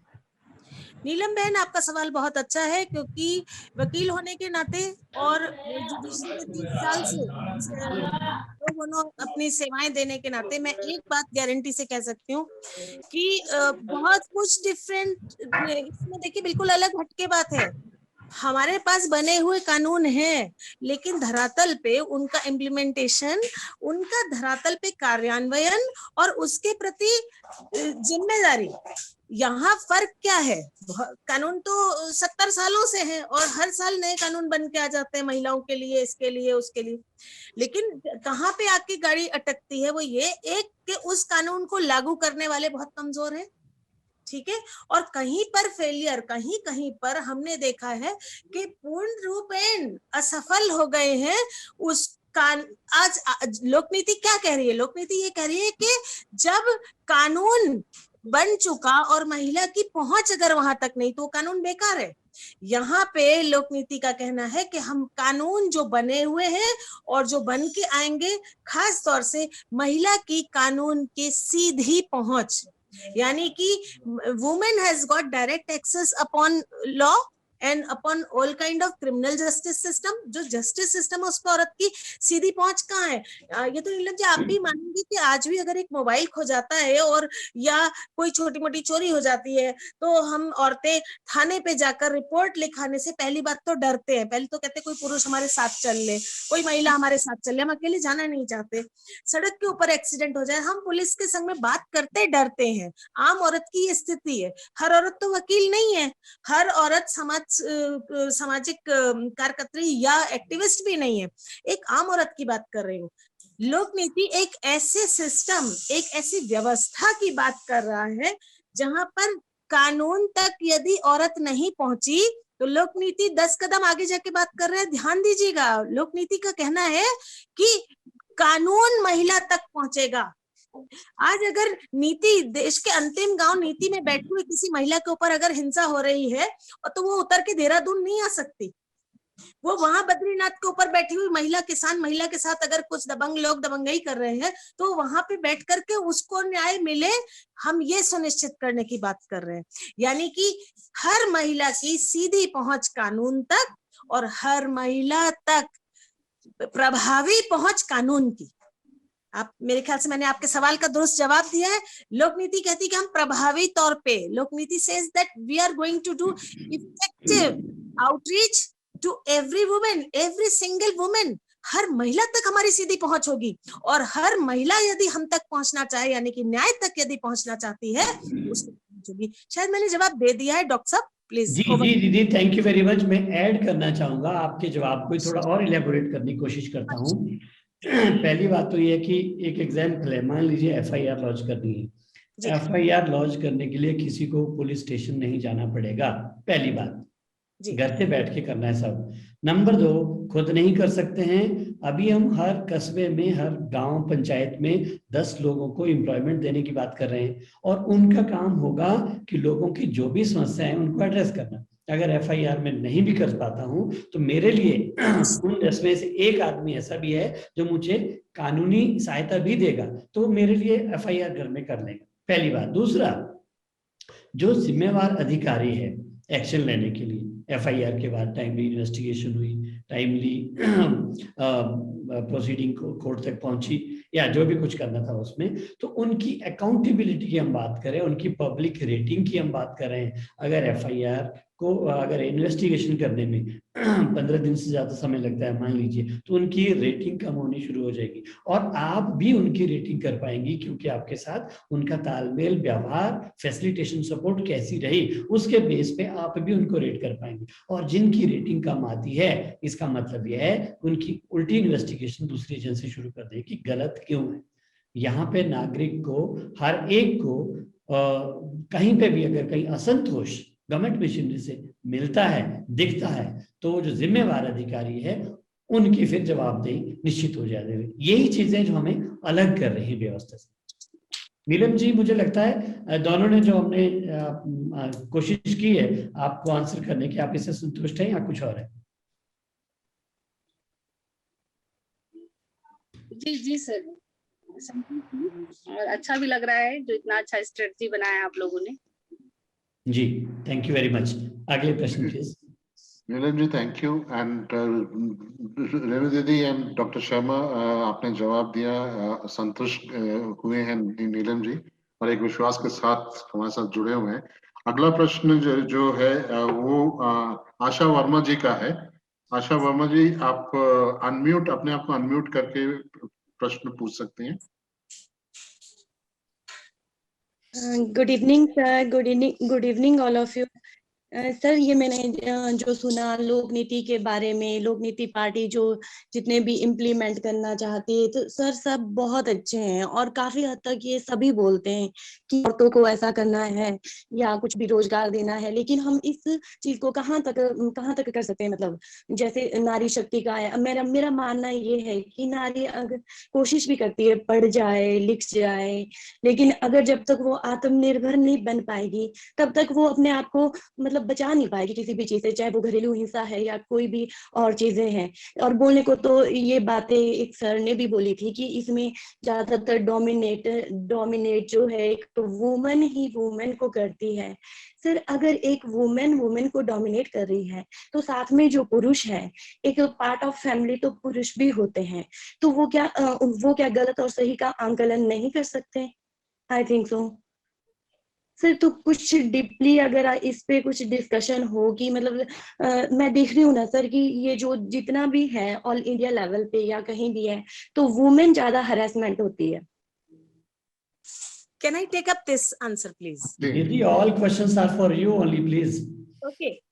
आशा जी, सबसे पहले कहना चाहूंगी कि आपने एक बहुत अच्छा सवाल किया है, और आपने जो सवाल किया है मैं पूरी कोशिश करूंगी कि उसका सही और आपको न्यायपूर्ण जवाब भी दूं। देखिए, जो आपने कहा है कि औरत ही औरत को डोमिनेट करती है या हरास करती है, आपने ये प्रश्न किया कि तो पुरुष जो घर में होते हैं वो उसको क्यों नहीं रोकते, क्यों ऐसा होता है। तो मैं कहना चाहूंगी कि एक तो इसमें हम प्रिजुडिस हो रहे हैं, क्योंकि जहां पर भी आपको ये लगता है कि एक उदाहरण बता दूं कि जिस समाज की एक ऐसी व्यवस्था है जहां पे पुरुष कमा रहा है, ठीक है, पुरुष कमा के लाता है और उससे जिसको फेवर चाहिए होता है, तो बहुत सारे परिवारों में जब हम लोगों ने जाके 1-to-1 इंटरव्यूज करे हैं घरेलू हिंसा पे ऊपर खास तौर से, तो ये देखा और ये पाया कि कई पुरुष जो घर में मुख्य रोल निभाते हैं वो पैसिव तरीके में रूल करते हैं, यानी कि वो ही अपनी पत्नी को या अपनी माता को घर की दूसरी महिला के खिलाफ वो मोहरा बना के रखते हैं, ठीक है। और महिला पुरुष का फेवर पाने के लिए अनायास अनजाने में अपने घर की दूसरी महिला के साथ में दुर्व्यवहार करती है। आप बहुत जगह पे देखेंगे कि ससुर बहुत शरीफ बना रहता है और सास जो होती है वो एकदम वैम्प बनी हुई होती है और बार बार बहू को कहती है कि चल अपने घर से पैसे ला, गाड़ी ला, मेरे लड़के के लिए गोल्ड की चेन ला। लेकिन आप अगर अंदर और घुस के पूछेंगे, हमने जैसे जेल में यहाँ पे बातचीत करी, सुधुवाला में बहुत सारी महिलाएं हैं जो बहुओं के ऊपर अत्याचार करने के कारण 498 में अंदर है। हमने जब उनसे बातचीत करी, हमने उनसे पूछा कि आप ऐसा क्यों कर रही थी, तो कहती थी मुझे घर में जीना था और मेरे जो पति है वो कहते थे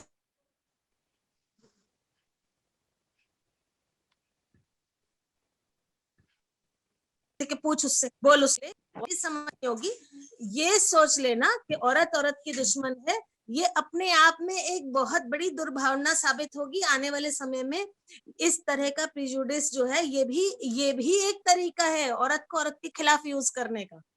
तो बिल्कुल नहीं, आप फ्रेश मन से सोच के, जब लोकनीति की कही गई तंत्र व्यवस्था होगी तो घर में जब शांति होगी और घर में औरत का भी, देखिए घर, देश और सरकारें चलती हैं धन, समय, श्रम से। घर भी सभी के धन, सभी के समय और सभी के श्रम से चलता है। ये सारी दुनिया धन, समय और श्रम से ही चल रही है। जिस दिन औरत की स्टेक बराबर की हो जाएगी, आप देखेंगे कि जो औरत के द्वारा होने वाली दूसरी औरत पे हिंसा है वो स्वयं स्वतः कहीं ना कहीं जीरो पे आ जाएगी, ठीक है। तो धन, समय, श्रम हमें देखना है कि हम औरत के धन, समय, श्रम को रिकॉग्नाइज करें। कई दफे औरत भी कमा के घर में ला रही होती है, लेकिन उसकी कमाई की कोई बात नहीं होती, उसकी कमाई तो वो 10 रुपये भी नहीं ले सकती, उससे वो पूरी कमाई कोई और लेता है घर में, और ज्यादातर करके उसका पुरुष ही होता है। ऐसा नहीं कि पुरुष उड़ा देता है, वो घर की जिम्मेदारियों में ही यूज करता है। लेकिन फर्क इतना है कि औरत अपनी मर्जी से खर्च नहीं कर पाती है।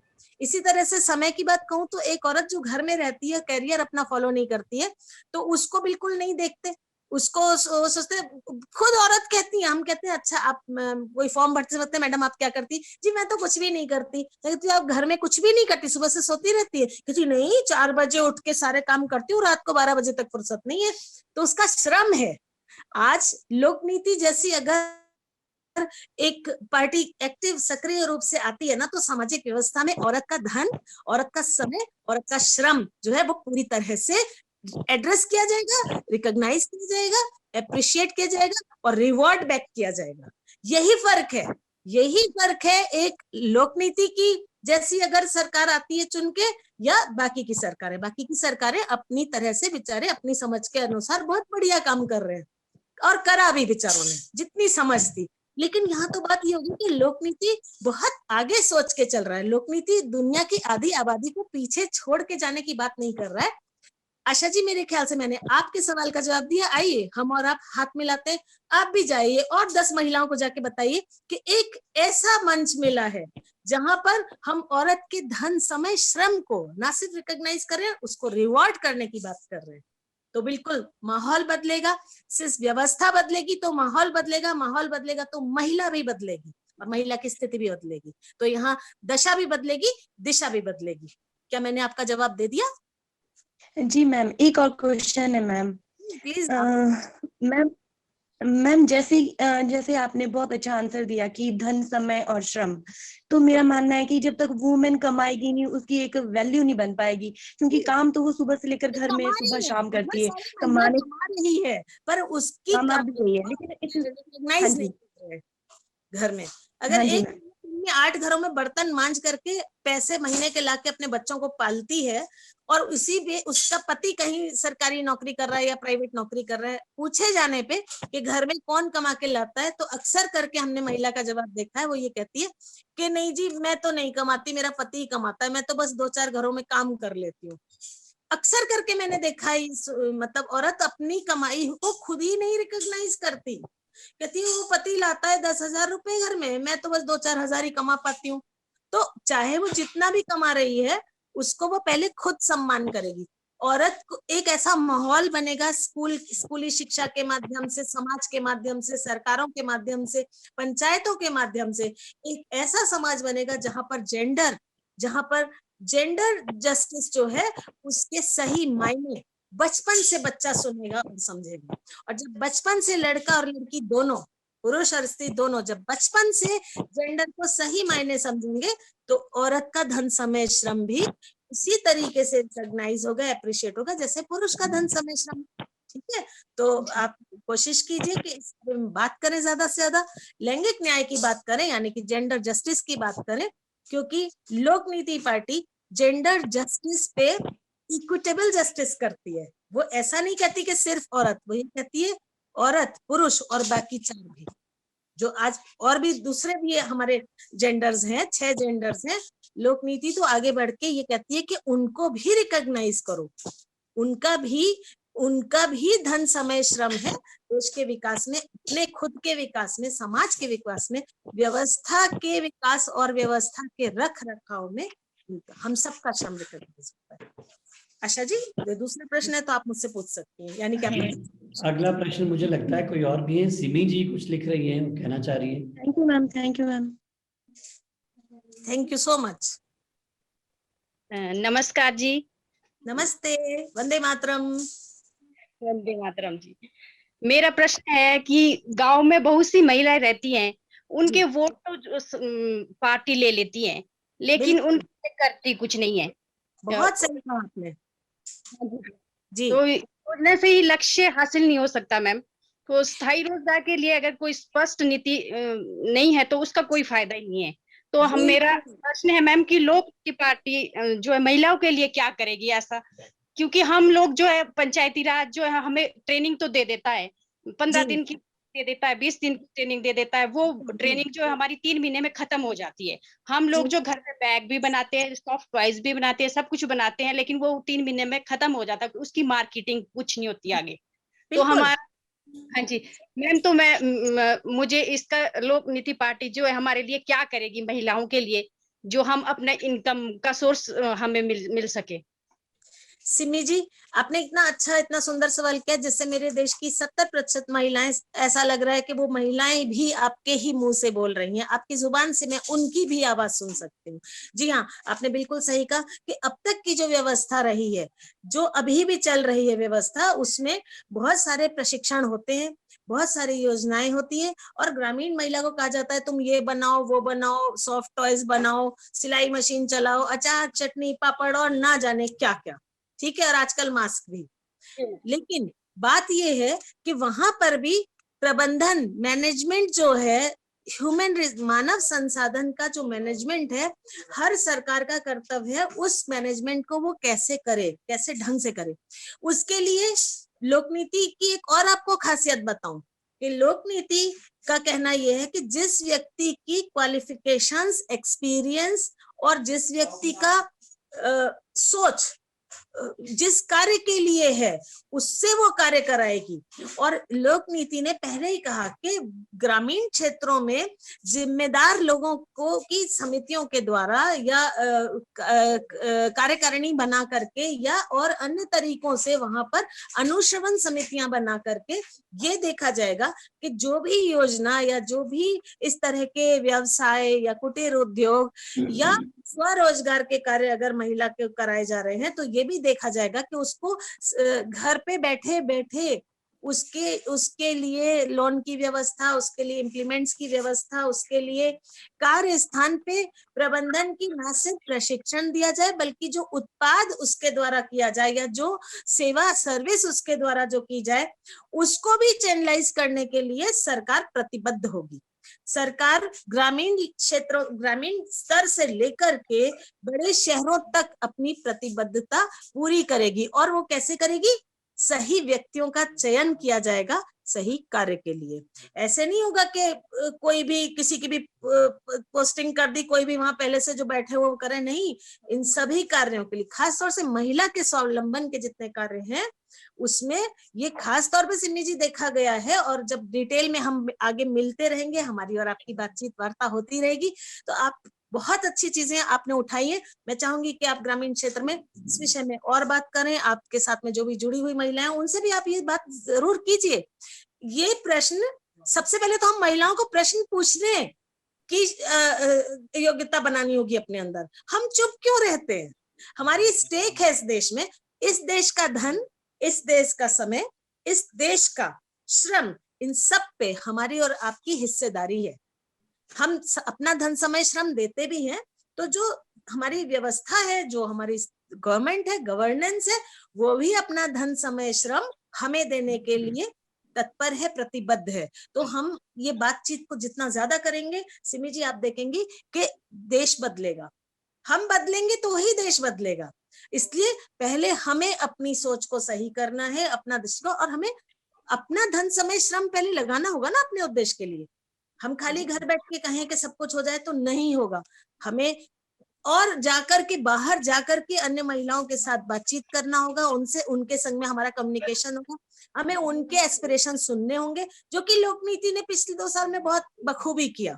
गांव-गांव जाना, हर व्यक्ति से, हर महिला से उसकी बात को समझना, जानना, एनजीओ से जुड़ करके उनके विचारों को लेना, विद्वानों से बात करना, सोशल जो हमारे सामाजिक वैज्ञानिक हैं उनसे बातचीत करना, ये सब कुछ ऑलरेडी लोक नीति ने बहुत प्रतिबद्धता पूर्वक किया है और आगे भी इसको करता रहेगा। तो आप देखेंगे कि ये अलग है। यहाँ पर योजना बना करके एयर कंडीशन कमरे में बैठने की बात नहीं है। यहाँ पर योजना को धरातल पे उतारना, उस योजना को लाभार्थी जिसके लिए वो योजना बनी है उस तक पहुंचाना, और साथ में अनुश्रवण करते हुए ये देखना कि जिन अधिकारियों को ये जिम्मेदारी दी गई थी, क्या लाभार्थी उनका अनुश्रवण जो दे रहे हैं वो बिल्कुल सही है? यानी कि लाभार्थी कौन है? महिला। क्या हम महिलाएं संतुष्ट हैं कि हाँ, हमें उस व्यक्ति ने, उस अधिकारी ने जो ये योजना थी उसमें हमें इजीली पहुंचाया और हमारी सहायता करी और हमें सहयोग दिया? तो यहाँ पे बोथ साइड है। यहाँ पे वन साइड नहीं है कि आपके सामने खाने की थाली परोस दी गई, अब खाओ तो खाओ, नहीं खाओ तो जाओ। ऐसा नहीं करी लोक नीति। खाने की थाली तो परोस ही रही है, लेकिन वो ये भी करिए, आओ मिलकर बैठो, भोजन करो और बताओ कि भोजन कैसा था। मैं इसमें जोड़ना चाहूंगा, बहुत विस्तृत और बहुत सुंदर आपने आंसर दिया है। अभी जो व्यवस्था है वो है कि ऑब्जेक्टिव ओरिएंटेड, मतलब उनके स्कीम की ऑब्जेक्टिविटी को लेकर, आओ इतना पैसा है, ट्रेनिंग करवाओ और उनको अपने हाल पे छोड़ दो। लोक नीति में ऐसी व्यवस्था नहीं है। जो भी पहल जहाँ पे सरकार करेगी उस पहल को सस्टेन करना बहुत इंपॉर्टेंट है। वो 6 महीने या 3 महीने के लिए नहीं रहनी चाहिए, वो निरंतर सतत चलती रहनी चाहिए। ये सुनिश्चित करना लोक नीति का है। तो इसका मतलब जो प्रोग्राम का डिजाइन होगा वो डिजाइन ही ऐसा होगा कि वो शॉर्ट टर्म के लिए नहीं बल्कि लॉन्ग टर्म के लिए कार्यक्रम डिजाइन होगा। धन्यवाद बहुत बहुत। जी, एक शक्ति दुबे जी ने अभी प्रश्न, उनका एक प्रश्न है। शक्ति जी, आप अपना प्रश्न कर सकते हैं। जी जी, मैं सुन पा रहा हूँ। आप सभी को नमस्कार। मेरा नाम शक्ति दुबे है और मैं प्रयागराज से जुड़ा हूँ। आज बहुत फर्स्ट टाइम मैं जुड़ा हूँ यहाँ पे, और मुझे ये जितने विचार हैं, जितने क्वेश्चन आंसर हो रहे हैं, ये सुन के बहुत अच्छा लगा। और सीवी तिवारी जी ने मुझे बोला था आप एक बार जुड़िएगा, देखिएगा। तो ऑब्जेक्टिव को लेकर मैं दिशाहीन था कि पता नहीं किस विषय पे है, क्या है, मुझे उतना ज्ञान भी नहीं था और बताया भी नहीं गया था। लेकिन जो मैं ऑब्जेक्टिव, जो एम है लोक नीति का, जो थोड़ा बहुत समझ पाया हूँ आज थोड़ी देर में, ऐसा लग रहा है जैसे मेरे विचारों का पूरा फोटोकॉपी हो गया है। तो I am really very happy with Lok Nit Party and definitely works wonder in for the future. Thank you very much. शुक्रिया। मैं शक्ति जी कहना चाहूंगा, शक्ति जी को मैं कहना चाहूंगा, ये वास्तव में उन तमाम देशवासियों के मन की फोटोकॉपी है जो देश के लिए सोचते हैं, जो त्रस्त है, उन सभी भावनाओं को एकत्र करके लोक नीति में समावेश हुआ है। धन्यवाद जी। दीदी आप कुछ कह रही थी? मैं कह रही हूँ कि सबसे पहले शक्ति जी जैसे लोगों का धन्यवाद करना चाहूंगी जिन्होंने कितना सुंदर एक सेंटेंस में सब कुछ समअप कर दिया, ये कहते हुए कि ऐसा लगा कि मेरे ही फोटोकॉपी, मेरे ही विचारों की फोटोकॉपी कोई बोल रहा है। शक्ति जी आपको जान के हैरानी होगी कि जब भी फील्ड में जाकर के लोक नीति के कार्यकर्ताओं ने लोगों से बातचीत की तो ये कॉम्प्लीमेंट ये लगातार सुनने को मिला कि ये 125 करोड़ लोगों की आवाज है लोक नीति। ये 125 करोड़ों की आवाज है और ना सिर्फ आवाज है, उनके सपनों की फोटोकॉपी है। और ये वो सपने जो सिर्फ देखे जाएंगे, ये वो सपने हैं जो धरातल पर मेटेरियलाइज होंगे, जिनको हम अनुभव करेंगे। तो बहुत बहुत धन्यवाद शक्ति जी आपका। जुड़े रहिए से। बहुत बहुत धन्यवाद शक्ति जी आपका। और रेणु दी आपने बहुत अच्छा प्रश्न के आंसर दिया, और डॉक्टर शर्मा जी आपका भी।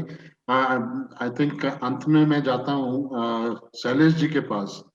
शैलेश जी ने शुरू में ही एक कुछ प्रश्न के लिए रखे थे, तो उस टाइम मैंने कहा था कि पहले ये जो प्रोग्राम है हम प्योरली लेडीज के लिए कर रहे हैं, पहले उनका प्रश्न खत्म हो जाए और उसके बाद फिर हम आपको मौका देंगे। तो शैलेश जी अभी तक तो थे, अब दिख नहीं रहे हैं। हाँ शैलेश जी, आप अपना प्रश्न रखिए और हम लोग उत्साह से इंतजार कर रहे हैं कि आपका प्रश्न क्या है। धन्यवाद।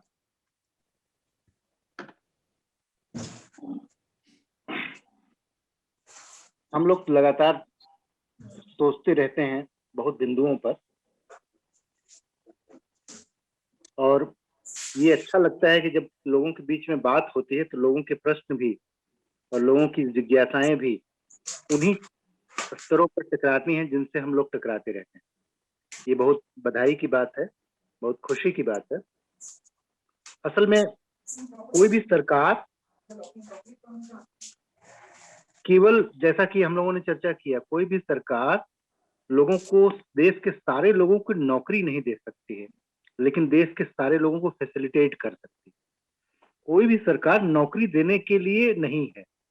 अक्सर माना गया कि सरकार नौकरी दे, सरकार छूट दे, सरकार सुविधाएं दे। सरकार दे ही नहीं सकती सब कुछ। दे सकता है वह विजन, दे सकता है वह समाज जिसको बनाने की भूमिका सरकार की है। हम लोग बार बार कहते हैं कि हम ऐसे समाज का निर्माण करेंगे, ऐसी स्थितियों का निर्माण करेंगे कि लोग सरकारों के पास रोजगार मांगने जाने के बजाय रोजगार पैदा करने की स्थिति में हों। हम ऐसे स्वशासी निकायों की बात करेंगे कि वह आत्मनिर्भर तौर पर काम करेंगे, और आमतौर पर जो अभी होता है कि सब लोग एक दूसरे पर निर्भरता के चक्कर में अपने उत्पादन को नष्ट कर देते हैं या अपनी जिज्ञासाओं खत्म कर देते हैं, उससे भी हम लोगों को टकराना होगा। बहुत बड़ी बहस की विषय है। ग्रामीण क्षेत्रों में जहां तक मेरी जानकारी है, जो श्रम है और जो कार्य है, उन कार्य दिवसों में महिलाओं की हिस्सेदारी तकरीबन 70% होती है। जो लोग भी गांव में रहे हैं वो बातें ये जानते हैं, क्योंकि मजदूरी करने वाले लोग या खेतों में काम करने वाले लोग जितने भी दिखाई देते हैं उसमें महिलाओं की बड़ी भूमिका होती है। और ये भी सही है कि उनकी भूमिका बड़ी होती है। वह निम्न मध्यम वर्ग या उच्च मध्यम वर्ग की महिलाओं की तुलना में ज्यादा मजबूत होती हैं। घरों में भी उनकी मजबूती आवाज सुनाई देती है। वो मजबूती उनके श्रम और उनके काम करने की ताकत से पैदा होती है। जो लोअर मिडिल क्लास, हम लोअर मिडिल क्लास कहना उचित नहीं समझेंगे, जो समान मानसिकता के परिवारों की महिलाएं हैं वो हमेशा ही पुरुषों पर निर्भर रहती हैं, जबकि इसी स्थिति में कामगार परिवारों की महिलाएं अपने परिवार में हमेशा डोमिनेटिंग होती हैं। वो हमेशा लड़ती भी हैं, नेक टू नेक लड़ती हैं।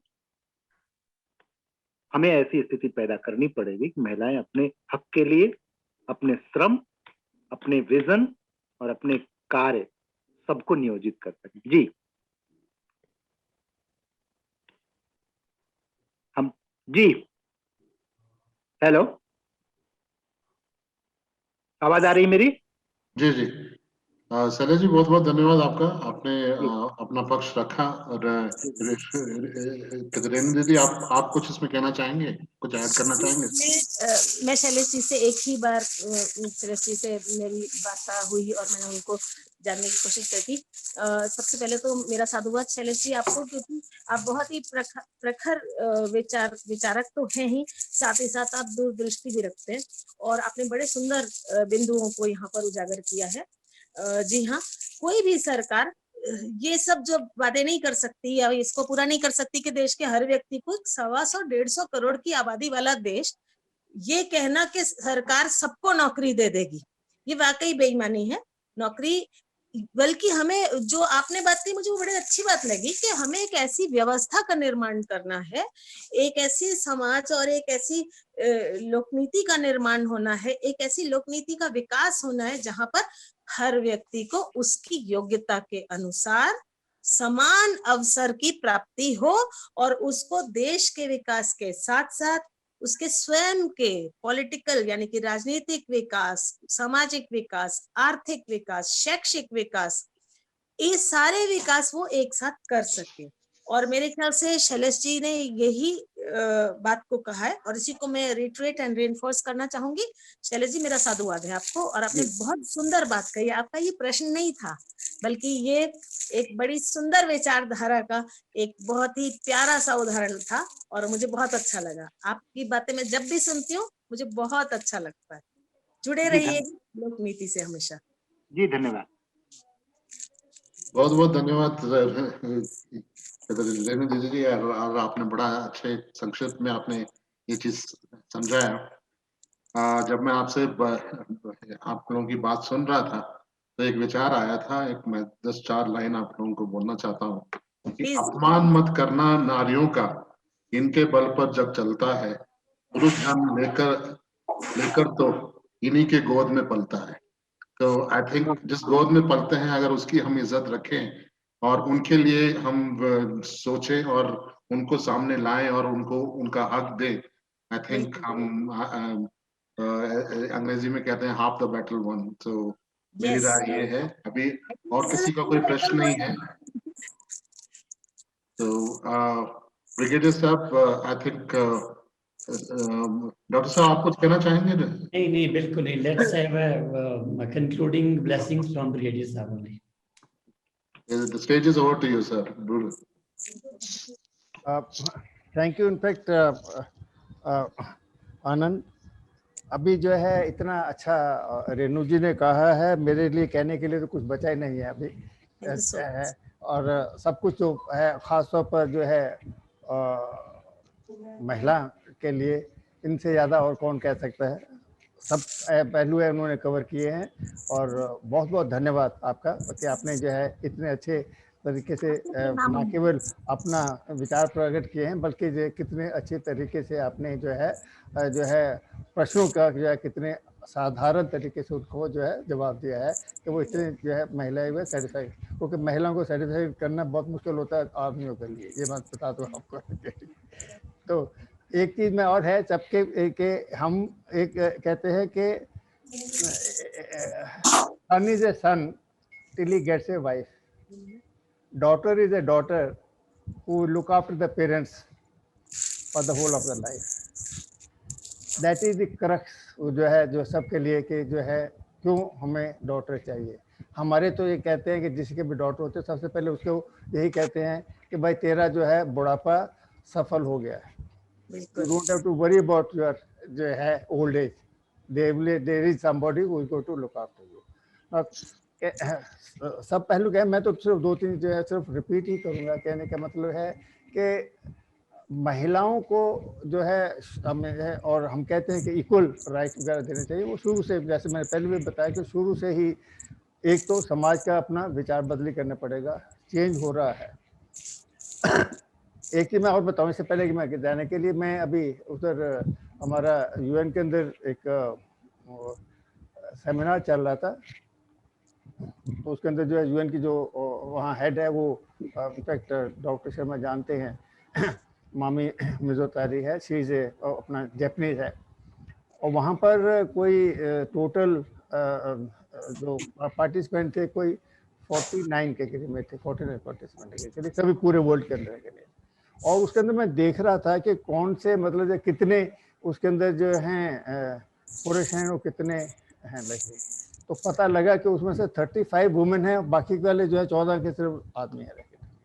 तो वहाँ पर वो किसी ने बल्कि सवाल किया कि ये हमें भी थोड़ा सा सवाल पैदा करना पड़ चाहिए कि मतलब आदमियों को थोड़ा सा जो है gender bias should be other way around also, कि हमें भी थोड़ा बदल जो देना चाहिए कि हम भी कुछ अपना कह सके यूएन के आने के लिए। तो कहने का मतलब जो है हमें उस लेवल तक पहुंचना पड़ेगा, और वो तभी पहुंच सकता है क्योंकि उनकी काबिलियत है, काबिलियत हमें बढ़ानी पड़ेगी अपने जो है बेटियों के लिए, और वो तभी बन सकते हैं जब शुरू से हम उनको उतना ही मतलब जो है समय दें, उतना ही हम उनको जो है उसके ऊपर खर्च करें, उतना ही उनके ऊपर ध्यान दें जितना अपने दूसरे जो है अपने लड़कों का जो है करते हैं। तो कहने का मतलब है क्योंकि आप जो है दे विल रीपे बैक, और ये कहना कि अभी तो जैसे कानून तो जैसे बताया कि बहुत है कि लड़कियों को भी उतना ही मतलब जो है मिलेगा, पूरा जो पिताजी का जो है उनको भी उतना ही हक है जितना कि लड़कों का है। तो कहने का मतलब जो वो तो कवर अप कर लिया है मतलब के लिए, पर अभी जो आता है आमतौर पर जो है कि किसी ने बताया था पिछले कि इंडिया को मतलब जो है खासतौर पर दिल्ली के कैपिटल को रेप सिटी या रेप कहने के लिए वो क्यों हो रहा है, वो इसी वजह है कि शुरू के अंदर जो उनका जो विचार है तो लड़कियों को मतलब देखने के बाद में उसको अगर आपस में मेल जोल कर के बात करेंगे, जब पढ़ाई अच्छी करेंगे लड़कियों को पता लग जाएगा शुरू के अंदर क्या उनके राइट्स हैं, क्या उन्होंने करना है, और वो मतलब ये नहीं सोचेगी कि ठीक है मेरी शादी हो जाएगी मैं इसको घर वार करने के लिए। ये जरूरी नहीं है, मतलब मैं तो ये कहूँ कि मतलब जब वाई शुड सी चाहिए तो कि मतलब जब 35-40 के साल के बाद में जब बच्चों का ध्यान आने के बाद फिर मैं IAS में जानूँ बोली, let her go at 20-25 only. बच्चे तो ठीक है हो सकेंगे, आजकल तो जब देखा गया IAS के अफसर जो IPS वगैरह अफसर वगैरह से उधर शादी वगैरह उनकी हो जाती है, और बच्चे वगैरह के लिए ठीक है उनके पेरेंट्स वगैरह हैं वो भी आ जाते हैं, या और जो दूसरा आजकल तो गवर्नमेंट ने अपना रेनू जी जानते ही है कि 1-1 साल के लिए उन्होंने दिया हुआ कि जब भी बच्चा को पैदा होता है तो उनको 1 साल के ले सकते हैं, ना केवल आदमी बल्कि उनके पति भी ले सकते हैं 6 महीने तक वो भी सकते हैं। तो कहने का मतलब है कानूनी तरफ से जो है पूरे जो है उसको दिया गया है, हमें उनकी काबिलियत को उस पति के बढ़ाना है, और वो मतलब सिर्फ गवर्नमेंट का काम नहीं है, वो हमारा परिवार का काम है, हमारे समाज का काम है, और ये तभी हो सकता है जब उसके लिए शुरू से हमें कर देना चाहिए कि हमारा जो एजुकेशन सिस्टम है उसके अंदर इसको लेके आए। और मैं फिर दोबारा से उसको दोबारा कहना हूँ कि उसके अंदर ये आना है कि मॉरल साइंस हमें जरूर छोटे जैसे खासतौर पर प्राइमरी सेक्शन वगैरह के लिए मॉरल साइंस जरूर बढ़ानी चाहिए के लिए।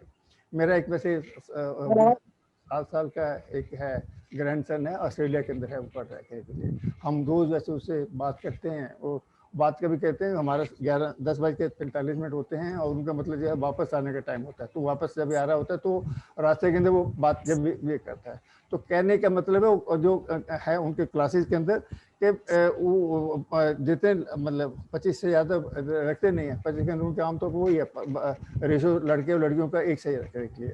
तो वह देख है कि वो बातें जब भी करता है वो कहने के लिए तो उनका वो नहीं है कि वो लड़की है ये मैं लड़का है ये करने के लिए। तो मैं उस लड़की के साथ में हमने किया, मैंने आज उसको बीट किया, कल उसने मेरे को मतलब किया है, तो वो लड़के लड़की के अंदर आपस में वो नहीं है कि मैं कमजोर हूँ रखने के लिए, वो अपने जो है उसी को रखा हुआ अपने उस लेवल के ऊपर ही उसको दिया हुआ, उतने ही उनको जो है समय दिया है, उतना ही उनको अपॉर्चुनिटी दी हुई है जितना कि बाकियों को मतलब जो लड़कों को दिए जाने के लिए। तो ये अपॉर्चुनिटी हम कहते तो हैं, उसको करने में तो भी लाने के लिए इसी तरीके जो हम ये चाहे कि संविधान अपना जो है लोकसभा के अंदर है या राज्यसभा वगैरह के अंदर है या अपने स्टेट के अंदर जो 50% देना चाहिए। 50% की अगर काबिलियत होगी तो 50% ऑटोमेटिकली मिलेगा। हमने वैसे मैं रहा हूँ, मैं आर्मी के साथ में तो 35 साल, तो मैं 5-6 साल में BSF के अंदर भी रहा हूँ, तो मैं जैसलमेर में था, जैसलमेर के अंदर से बस बॉर्डर एरिया हम कवर अप करते थे, बीकानेर ग्वालियर का एरिया और जैसलमेर और बाड़मेर का एरिया, वो पूरा एरिया 490 किलोमीटर मेरे पास में ही था रखने के लिए। तो वहाँ पर हमें मतलब जो बॉर्डर एरिया जो है एक फंड मिलता था बॉर्डर एरिया के अंदर कवर अप करने के लिए। तो उन्होंने उसके अंदर जाया कि एजुकेशन को उस एरिया के अंदर बढ़ाओ। तो एजुकेशन के अंदर जब क्या है तो हम गए वहाँ गाँव के अंदर, तो मैं बातें करता था, इधर से हम लेके भी गए थे तो उसके लिए स्कूल्स वगैरह के लिए कुछ किस तरीके से उनको टीवी वगैरह दे सकते हैं, किसी तरीके से उनको जो है वीडियो वगैरह दिखाने के लिए। तो वहाँ पर मैंने देखा कि औरतें वैसे हैं, सरपंच तो हैं पर सरपंच नाम की हैं, नाम जो काम जो कर रहे सिर्फ उसका जो है पिछले, क्योंकि उसका जो अपना हस्बैंड है पिछले सरपंच रहा है, अभी वो सरपंच बन नहीं सकता, उसने औरत को बोल दिया। लालू जी ने मैं जैसे किया था, उन्हें खुद बन सकते, चलो जो है रबड़ी देवी जी को बना दे। कहने का मतलब वो काबिलियत नहीं है, वो कह रहे लोग तो देख रही है कि मतलब जो उसका हस्बैंड बोलेगा वो करने के लिए। तो औरतों के अंदर काबिलियत मैं नहीं कहूँगा कि मतलब जो कम है, उनके सब हो सकता है ज़्यादा ही है। तो उनके अंदर जो कहते हैं कि जो है शक्ति थोड़ा सा ज़्यादा है। सबसे ज़्यादा कठिनाई होती है, हम तो लड़ाई के लिए गए, वॉर है या 71 वॉर है जिसके लिए हमने हिस्सा लिया है उसके लिए, या कारगिल की वॉर के अंदर ये। पर सबसे ज़्यादा जो डिफ़िकल्ट है वो जो है डिफ़िकल्टी करते हैं है वो है बच्चा जब पैदा होता है और आदमी, अब जो है औरत को जो कष्ट होते हैं वो औरत ही सहा सकती है, आदमी कोई नहीं सहा सकता। ये एक is a fact in life, इसमें कोई मतलब है नहीं है। और वो औरत जो है इतनी ताकतवर है तो क्यों वो मतलब जो है कोई ऐसे जब रेप करने जाता है तो क्यों उसको जो डिफेंड नहीं कर सकती, कर सकती है, और उसके साथ में अगर वो शक्ति है। तो अंत में सिर्फ मैं यही कहूँगा कि हमें जो है रिफॉर्म जो है तो लेके आएंगे ही, डिटेल में बताया है। I will not go to the detail, जो कि शर्मा जी ने भी बताया है और जो है एसपी शर्मा जी ने भी थोड़ा सा उसके जिक्र किया है। बट मैं ये जरूर कहूँगा कि हमें जो है, क्योंकि ये हम सिर्फ नारी शक्ति के लिए ही ये कार्यक्रम है, कि हमें जो है अपॉर्चुनिटी देनी चाहिए, लेवल उसके लिए अपने परिवार की तरफ से, अपने जो है समाज की तरफ से और अपनी गवर्नमेंट की तरफ से, इन दैट ऑर्डर जो होना चाहिए। थैंक यू वेरी मच सभी के लिए जो आपने इसमें हिस्सा लिया। Thank you very much. Over to you Anand. Thank you brigadier साहब, बहुत बहुत धन्यवाद आपका। पर चलते चलते हम आखिरी प्रश्न लेते हैं डॉक्टर प्रवीण कुमार त्रिपाठी जी का। जैसे ही ब्रिगेडियर साहब आपने स्टार्ट किया था, उन्होंने रेस किया था, I think we must give him a chance. And thank you Praveen ji इतनी देर तक हमारे साथ जुड़े रहने का। Praveen ji, over to you, अपना प्रश्न रखिए। Thanks sir. Thanks sir. सबसे पहले तो मैं दीदी का थैंक्स कहूँगा। आवाज आ रही है मेरी? Thank you so much. हाँ दीदी, सबसे पहले तो धन्यवाद आपका है दीदी। सबसे बड़ा धन्यवाद आपके लिए है कि मैं बचपन से जो भी पढ़ा लिखा मेरी माँ ने पढ़ाया लिखाया, और आज किस्मत की बात थी कि लीड आए थे हम, स्पीकर खुला हुआ था फोन का, तो करीब आज से 50-60 साल पहले मेरी 78 ईयर्स ओल्ड मेरी माता जी है जी, तो वो उनके कानों में आवाज जब गई, वो लेटी हुई थी। हाँ जी। तो एक सीनियर सिटीजन होने के नाते जो 78 की एज पर है, वो पॉलिटिक्स से कोई मतलब नहीं लाइफ में से, और उसके कान में जब आपकी आवाज गई तो करीब से लेकर 25-30 मिनट तक उन्होंने मेरे से फोन ले लिया और आपकी स्पीच को सबको सुना। मुझे ये लगा कि बहुत बड़ा आशीर्वाद है जो हम सबके लिए। हाँ, एक जो सीनियर सिटीजन में भी जो लेडीज है, उसको भी ये चाह हुआ कि हमारे देश में लोग लेडीज के लिए सोच रहे हैं। तो सबसे पहले बात कि उनके अंदर ये जागृति आई, और वो आगरा कॉलेज से आज से 50 साल पहले उन्होंने किया था। उसके अंदर से कुछ हिलेरस आई कि मैं भी कुछ बोलूं। तो आज मुझे सबसे पहले तो इसी बात की खुशी बहुत हुई कि दीदी के माध्यम से उनके कान में आवाज है। उन्होंने आपको देखा, करीब आधा घंटा बैठ कर उन्होंने देखा, और भी कहें तब भी उन्होंने देखा। सबसे पहली बात तो ये थी पहली। आप अच्छा, उनको बड़ी बहन को भी प्रणाम बोलिएगा, हमारा हम सबका प्रणाम दीजिएगा उन्हें। हाँ बिल्कुल। हाँ, और सेकंड चीज क्या है कि मैं लॉयर भी रहा हूँ 20-25 साल, और दूसरी चीज मैं डिसेबल्ड एरिया में भी मैंने वर्क किया है। जी डॉक्टर साहब, आपका प्रश्न क्या है? आप अपना प्रश्न रखिए प्लीज। आ गया, मेन प्रश्न यही आ गया कि जिसमें वो गर्ल्स की भी है। तो जो गर्ल्स चूंकि आज हमारा टॉपिक तो गर्ल्स के ऊपर है, तो मैं ये देखता हूँ कि जब पुरुष को कोई प्रॉब्लम होती है तो ये नहीं कहते अरे इसकी शादी नहीं होगी, कि इसका ब्याह नहीं होगा, इसका क्या होगा, तो उसको तो इतना ताना वगैरह नहीं मिलता है। आप किसी के घर गर्ल्स पैदा हो जाती है, जरा सा भी खेलते कूदते जरा अरे अरे पैर में लग जाएगी तो शादी नहीं होगी। लेकिन मैं उन गर्ल्स की बात करूं जो डिसेबल्ड हो चुकी हैं जी, और करीब 5% कम नहीं आबादी होगी जी इस इंडिया की मेजर पॉपुलेशन में। तो क्या ऐसी उन लोगों के लिए भी स्टूडेंट थी तो वो उसमें आपसे जुड़ी हुई है समय में, तो उसकी बहन BA फर्स्ट ईयर में पढ़ रही है, तो अचानक उसकी आंखें चलेंगी रोशनी। तो अब ऐसी स्थिति में एक तरीके से डिसेबल्ड, एक तो स्त्री ऊपर से डिसेबल्ड हो जाना, तो उसके लिए तो सब अंधकार सा हो गया। तो मैं यही चाहूंगा कि डिसेबल्ड पुरुषों के साथ साथ महिलाओं पे ज्यादा फोकस ये किया जाए कि डिसेबल्ड महिलाओं के लिए जो 5% करीब आबादी है, इनके लिए भी कोई ऐसी लोक नीति बने कि उनके पास भी। डॉक्टर साहब मैं आपके प्रश्न को टेकअप कर लूं, दीदी की अनुमति हो तो, कि लोक नीति के माध्यम से जितने भी दिव्यांग हैं या फॉर वेरियस रीजंस हैंडीकैप्ड हो गए हैं, उन सभी की जिम्मेवारी गवर्नमेंट लेगी उनके वेलफेयर की। उनके लिए कृत्रिम अंग लगाने हैं, उनकी कोई हेल्थ के इश्यूज है उनको एड्रेस करना है, लाइवलीहुड के इश्यूज है उनको एड्रेस करना है। ये सारी जिम्मेवारी, वो पुरुष हो या महिलाएं हो, जो भी दिव्यांग हैं उन सब की जिम्मेवारी सरकार लेगी लोक नीति में।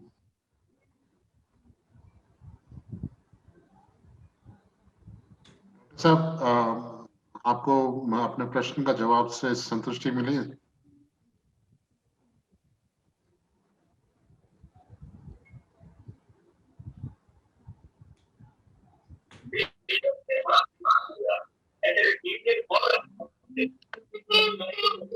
जी, आई थिंक कंक्लूड किया जाए सर। हाँ sir, net problem. Yes sir,